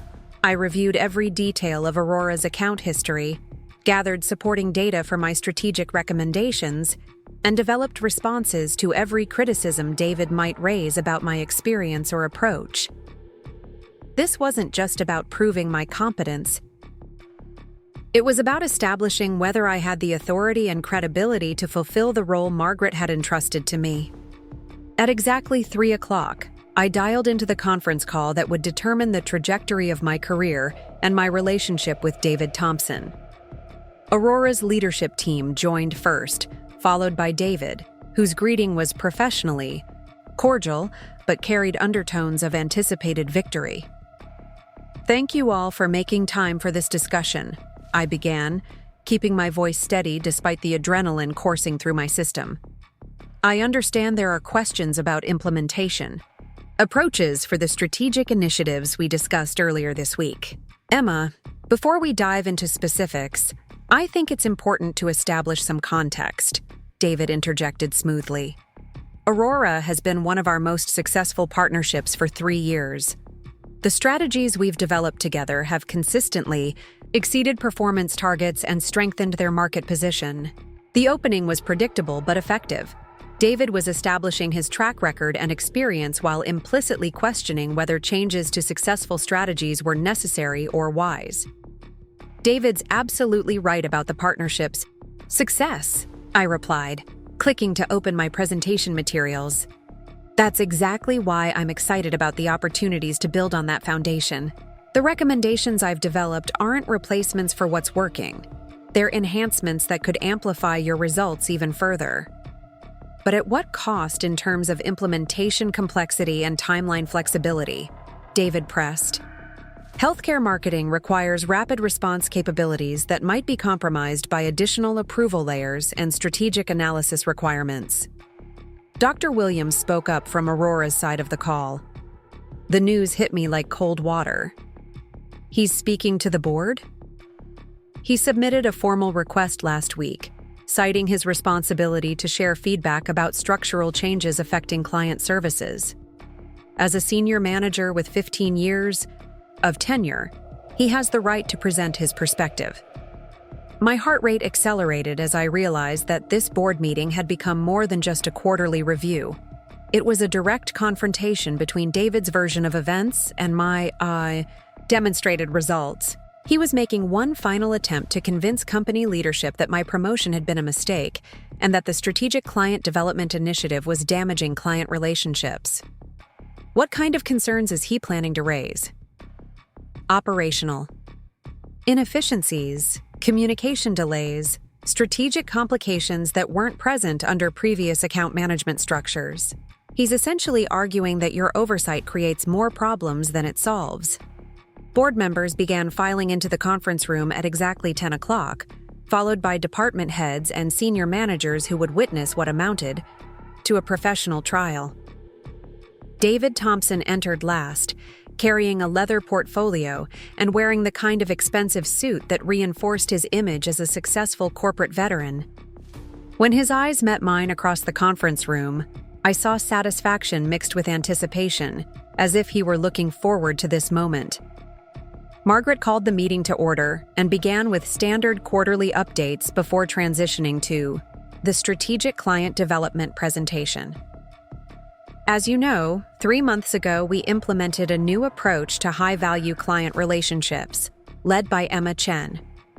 The results have exceeded our projections in several key areas. I stepped forward to begin my presentation, acutely aware that David was watching my every word and gesture for signs of weakness or uncertainty.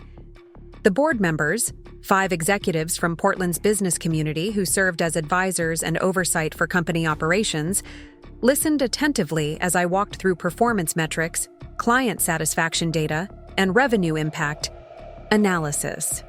The strategic client development approach has generated measurable improvements across all major accounts, I explained, clicking to a slide that displayed comparative performance data.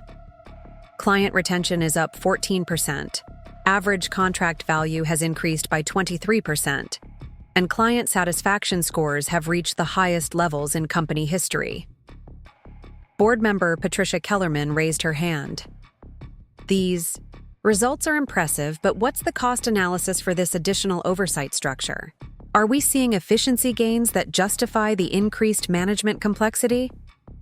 The question was exactly what I'd prepared for, and I had comprehensive data to support my response. The initial investment in strategic analysis time has been offset by more targeted campaigns that require fewer revisions and generate stronger results. Our cost per acquisition metrics show a 15% improvement since implementation. David shifted in his seat, and I could see him making notes for his own presentation. He was looking for weaknesses in my argument, gaps in my data, or areas where he could challenge my conclusions with his own evidence.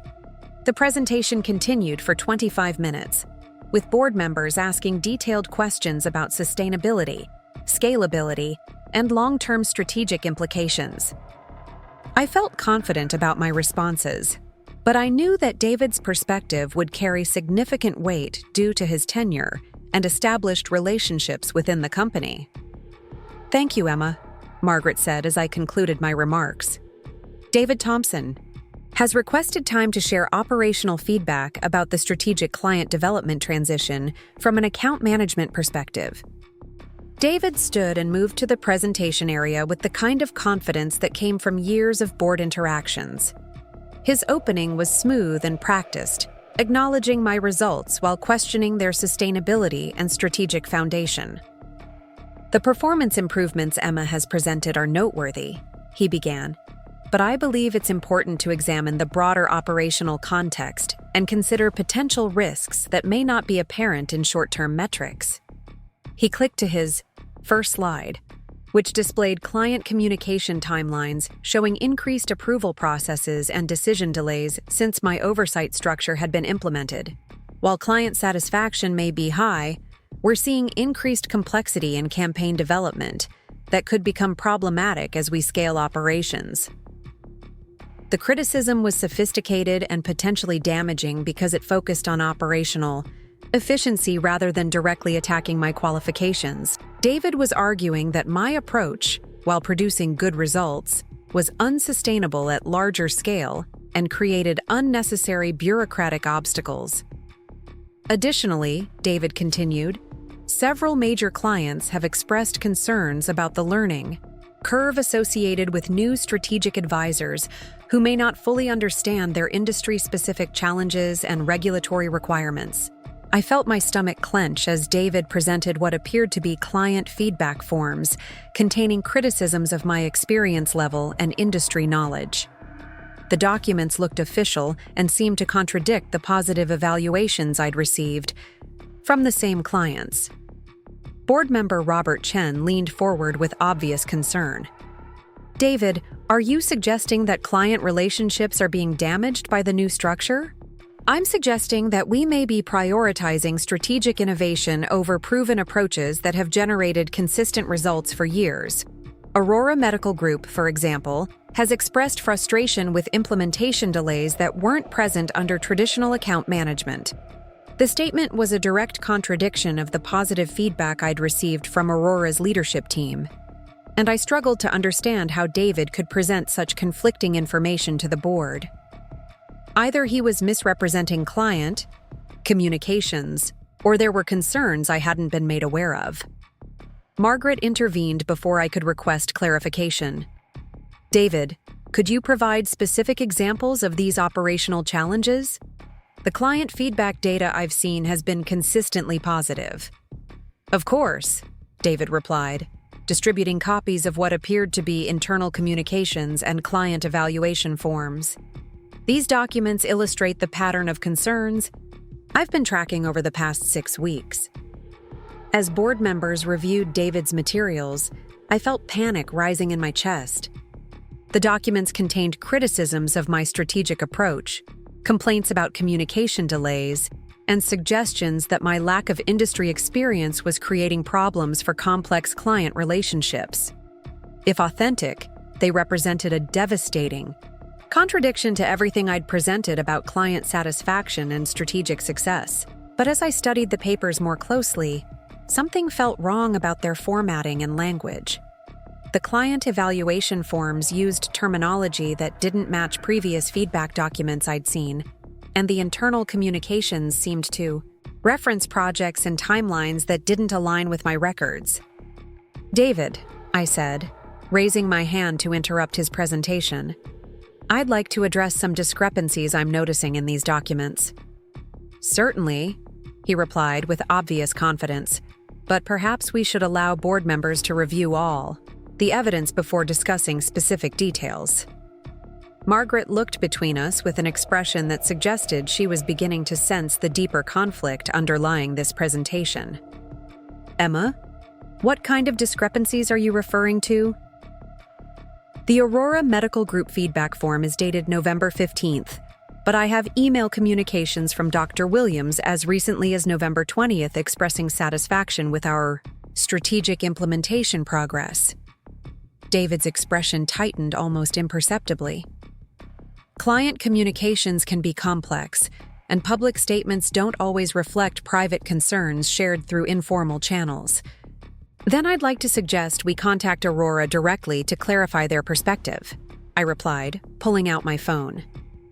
Dr. Williams agreed to be available by phone this morning if the board had any questions about our strategic partnership.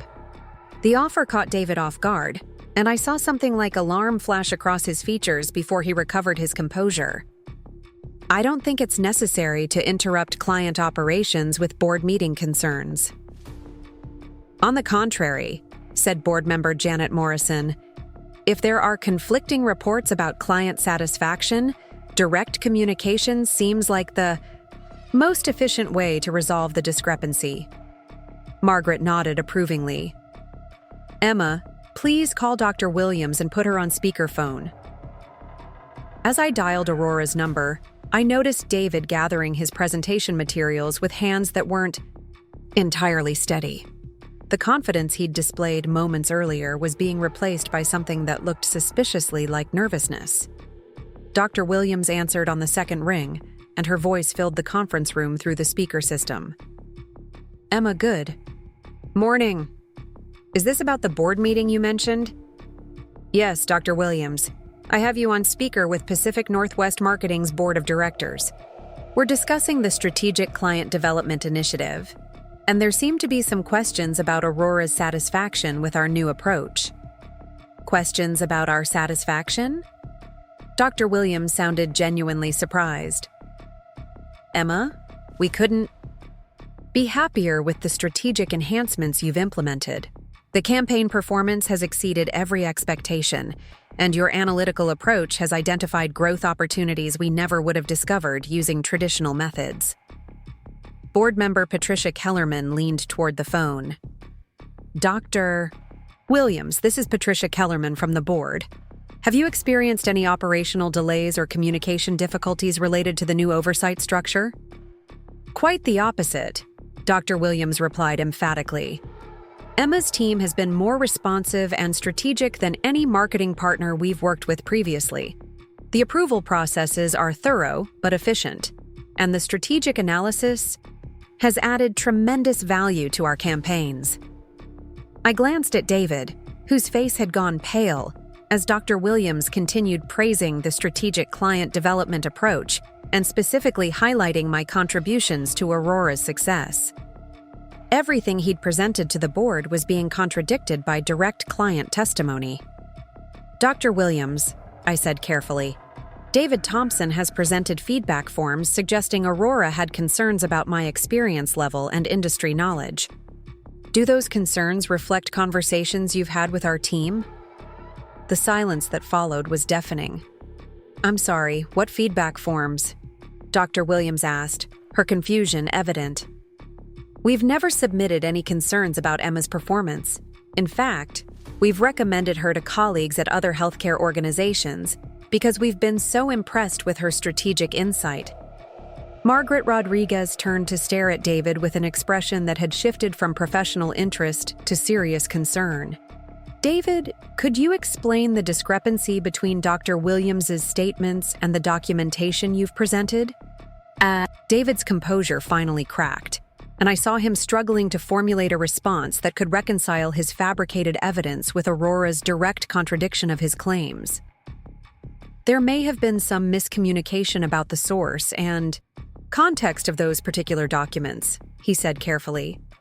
But the broader operational concerns remain valid based on my observations of structural inefficiencies. David, Margaret's voice carried a warning tone. Are you saying that the client feedback forms you distributed to this board were not authentic communications from Aurora Medical Group? The question hung in the air like an accusation, and I realized that David had made a fatal error in his desperation to undermine my credibility. By fabricating client complaints, he had crossed a line from professional disagreement to potential fraud, creating documentation that could be easily disproven through direct client contact. I may have misattributed some feedback sources in my preparation for this presentation, David admitted reluctantly. But the underlying concerns about operational complexity remain important considerations for board evaluation. Board member Robert Chen set down the fabricated documents with obvious displeasure. David, are you telling us that you presented false client feedback to this board in order to support your argument against the Strategic Client Development Initiative? Not false, exactly, but perhaps compiled from multiple sources in a way that created confusion about specific attribution. The damage was irreversible. David had been caught presenting fabricated evidence to the company's board of directors in an attempt to damage my professional reputation and reverse Margaret's strategic decision. His credibility was destroyed, and his position within the company was now in serious jeopardy. Margaret stood up from her seat with the kind of controlled anger that suggested David's presentation had crossed lines he might not have realized existed. David, I think it would be appropriate for you to excuse yourself from the remainder of this meeting while the board discusses the implications of what we've just discovered. Margaret, I think there's been a misunderstanding about David. Her voice carried absolute authority. Please leave the conference room immediately. As David gathered his materials and walked toward the door, he looked directly at me with an expression that mixed humiliation, anger, and something that might have been recognition that his campaign against my credibility had backfired spectacularly. The man who had dismissed me as unqualified was being removed from a board meeting for professional misconduct, while I remained to answer questions about strategic initiatives that had exceeded performance expectations. After the door closed behind David, the conference room fell silent for several moments before board member Patricia Kellerman spoke. Margaret, I think we owe Emma an apology. It's clear that she's been subjected to professional sabotage while delivering exceptional results for the company. The Strategic Client Development Initiative appears to be performing exactly as projected, added Robert Chen, and Emma's leadership has generated measurable benefits for client relationships and company revenue. Margaret nodded gravely. Emma, I want you to know that the board fully supports your continued leadership of the strategic client development team. What we witnessed today was completely inappropriate and will be addressed through proper disciplinary channels.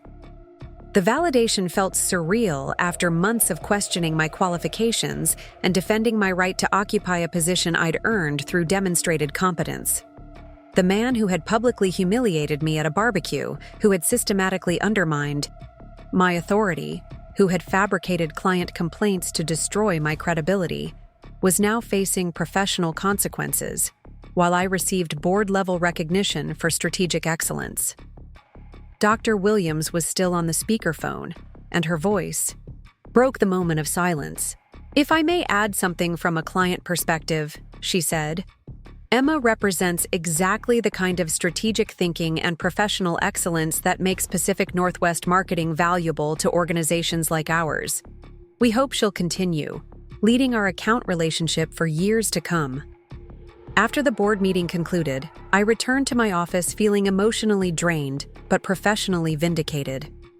The confrontation with David had ended with his complete professional disgrace and my authority fully established within the company hierarchy.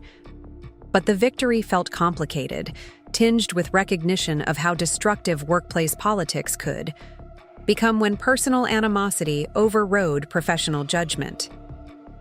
Margaret Rodriguez knocked on my office door an hour later, carrying 2 cups of coffee and wearing an expression that mixed relief with concern.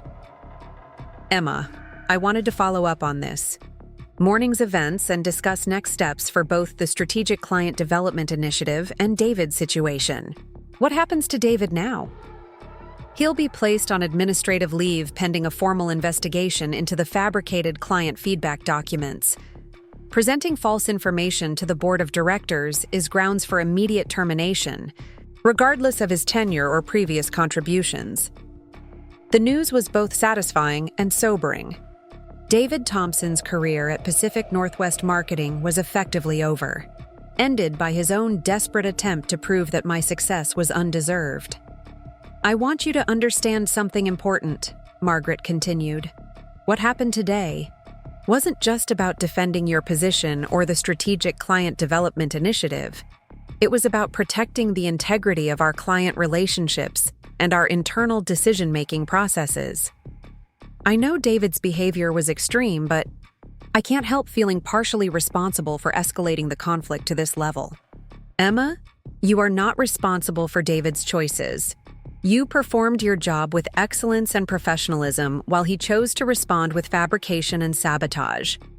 The consequences he's facing are entirely the result of his own actions." As Margaret left my office, I reflected on the complete transformation of my professional situation over the past 4 months. The journey from dismissed job candidate to strategic client development manager felt like it had happened to someone else, but the skills, confidence, and professional relationships I'd developed were undeniably real. Jake called me that afternoon with news that David had already cleaned out his office and submitted his resignation rather than face a formal investigation. "Emma, I'm sorry about what David did. Fabricating client feedback was inexcusable, and I'm ashamed that someone in my family behaved so unprofessionally. Jake, you don't need to apologize for his choices, but I do need to know whether this changes things between us." "It changes everything," he replied, and my heart sank until he continued.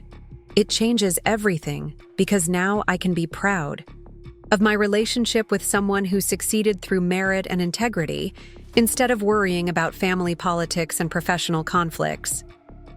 That evening, I stood in my Pearl District office watching the sunset paint Portland's skyline in shades of gold and crimson.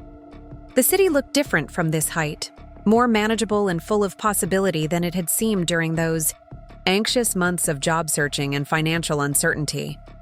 My phone buzzed with a text message from Carmen, who had heard about the board meeting through office gossip. "Emma, everyone's talking about what happened today. You're officially a legend. David's gone. Your initiatives are being praised at the executive level, and there are rumors about additional promotions coming your way." The news about potential promotions was intriguing, but felt almost anticlimactic after the morning's dramatic vindication. I had already proven everything I'd needed to prove about my qualifications, my strategic competence, and my right to occupy a position of authority within the corporate hierarchy. More importantly, I had learned that success in corporate environments required more than just technical skills and strategic thinking. It demanded political sophistication, the ability to document and defend decisions, the courage to stand up to intimidation, and the wisdom to distinguish between legitimate criticism and personal attacks disguised as professional feedback. David Thompson had called me his biggest mistake at a barbecue, where he assumed his dismissive assessment would go unchallenged. Today, I had become his biggest mistake in an entirely different sense.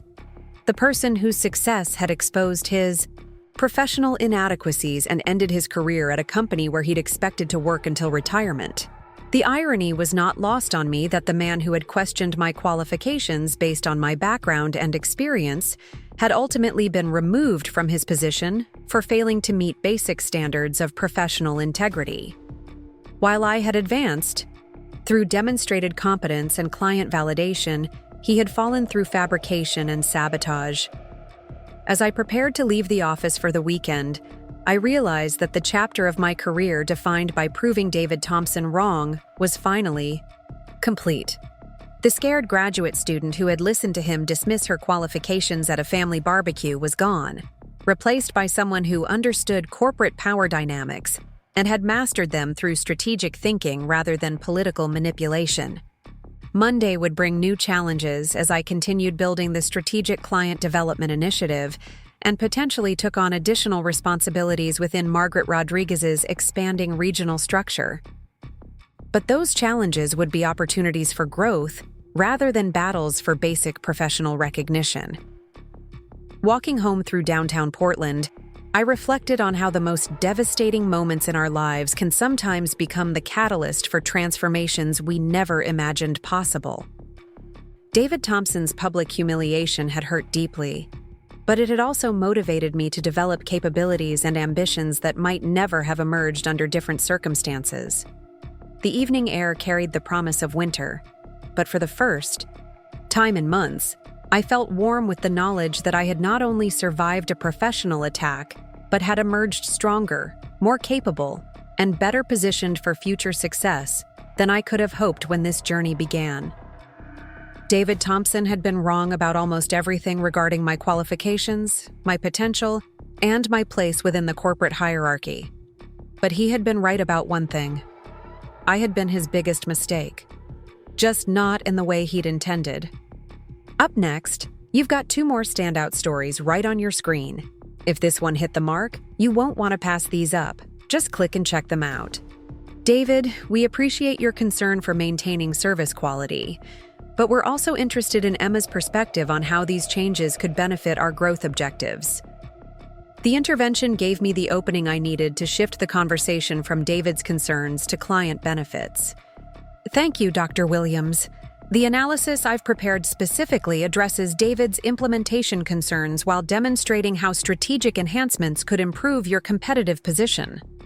I began walking through my presentation, showing how each recommendation built on existing campaign strengths while addressing growth opportunities that previous strategies hadn't fully captured. As the presentation continued, I could sense the momentum shifting in my favor. Aurora's team asked detailed questions that showed genuine interest in my proposals, while David's objections began to sound like resistance to change rather than legitimate strategic concerns. The turning point came when Aurora's marketing director asked about measurable outcomes and accountability for strategic improvements. That's an excellent question, I replied. Unlike traditional campaign management, the strategic client development approach includes quarterly performance reviews and continuous optimization based on real-time data analysis. You'll have visibility into exactly how each strategic element contributes to your business objectives. And if the new approaches don't deliver the promised results? David asked, clearly hoping to highlight potential risks.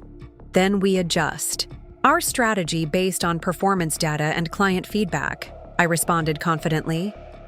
The goal is continuous improvement, not rigid adherence to predetermined approaches.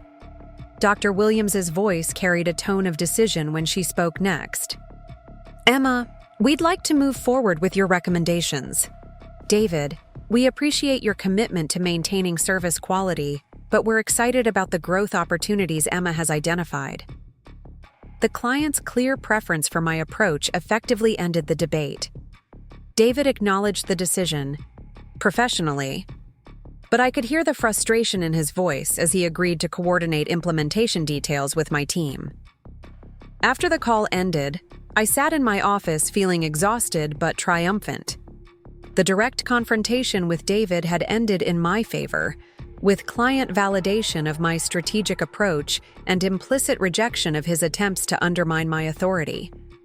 More importantly, I had proven that my recommendations could withstand professional scrutiny and deliver value that experienced clients recognized and wanted. But as I began planning next steps for Aurora's strategic implementation, I realized that winning this battle had probably escalated my conflict with David to a level where compromise or peaceful coexistence was no longer possible. He had challenged my authority publicly and lost, which meant he would either accept my legitimacy or escalate his resistance to more aggressive tactics. Margaret Rodriguez called me at home that evening to discuss the day's developments. "Emma, I heard about the Aurora situation. How did the conference call go?" The client chose to move forward with my strategic recommendations, but David made it clear he disagrees with the new approach. I'm not surprised. David doesn't handle professional setbacks well, and having his client strategy preferences overruled by someone he considers unqualified probably wounded his ego significantly. Should I be concerned about retaliation? Honestly, yes. David has enough influence and seniority to make your job difficult if he's determined to prove you're unqualified for this role. But he also has enough to lose that he'll be careful about tactics that could backfire on his own position. What kind of tactics should I be prepared for? Subtle ones. Delayed responses to your requests, minimal cooperation with your initiatives, complaints to other senior managers about bureaucratic obstacles. Nothing direct enough to be considered insubordination, but enough to create the impression that the strategic client development structure is causing problems rather than solving them. The conversation left me feeling simultaneously validated and apprehensive. I had proven my strategic competence and gained client confidence, but I had also guaranteed that David Thompson would spend every subsequent day looking for opportunities to undermine my success and prove that my promotion had been a mistake.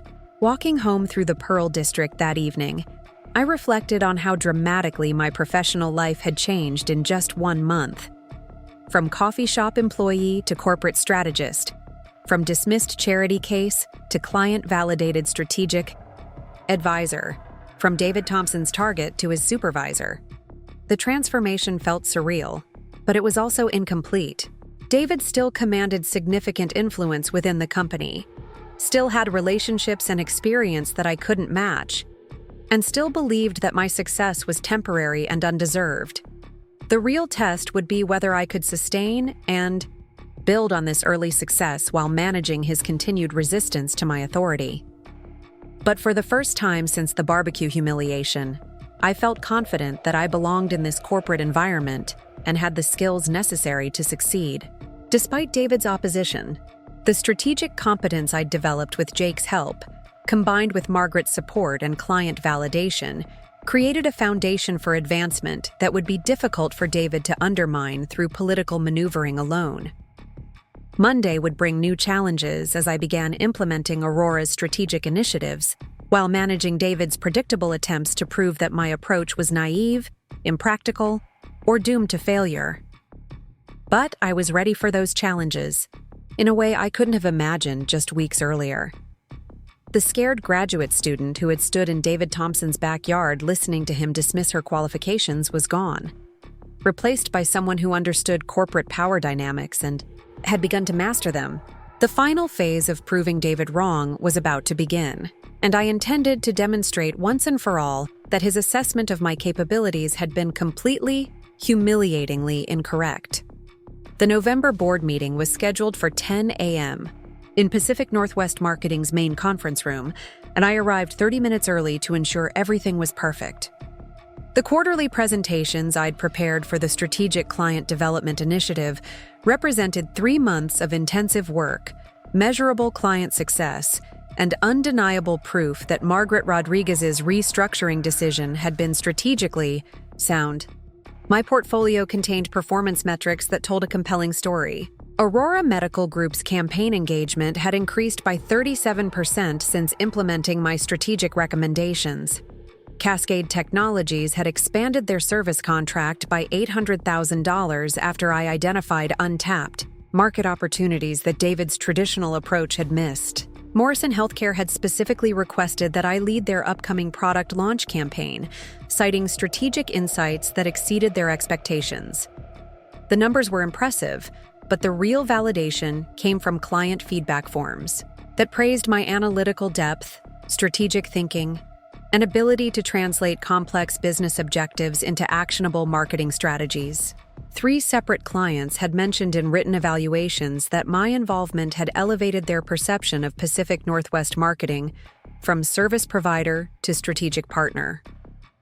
Margaret Rodriguez entered the conference room precisely at 9:45, carrying her own presentation materials and wearing the kind of confident expression that suggested she was prepared to defend the Strategic Client Development Initiative against any skepticism from board members.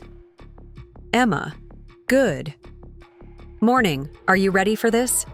"As ready as I'll ever be," I replied, double-checking that my laptop was properly connected to the conference room's projection system.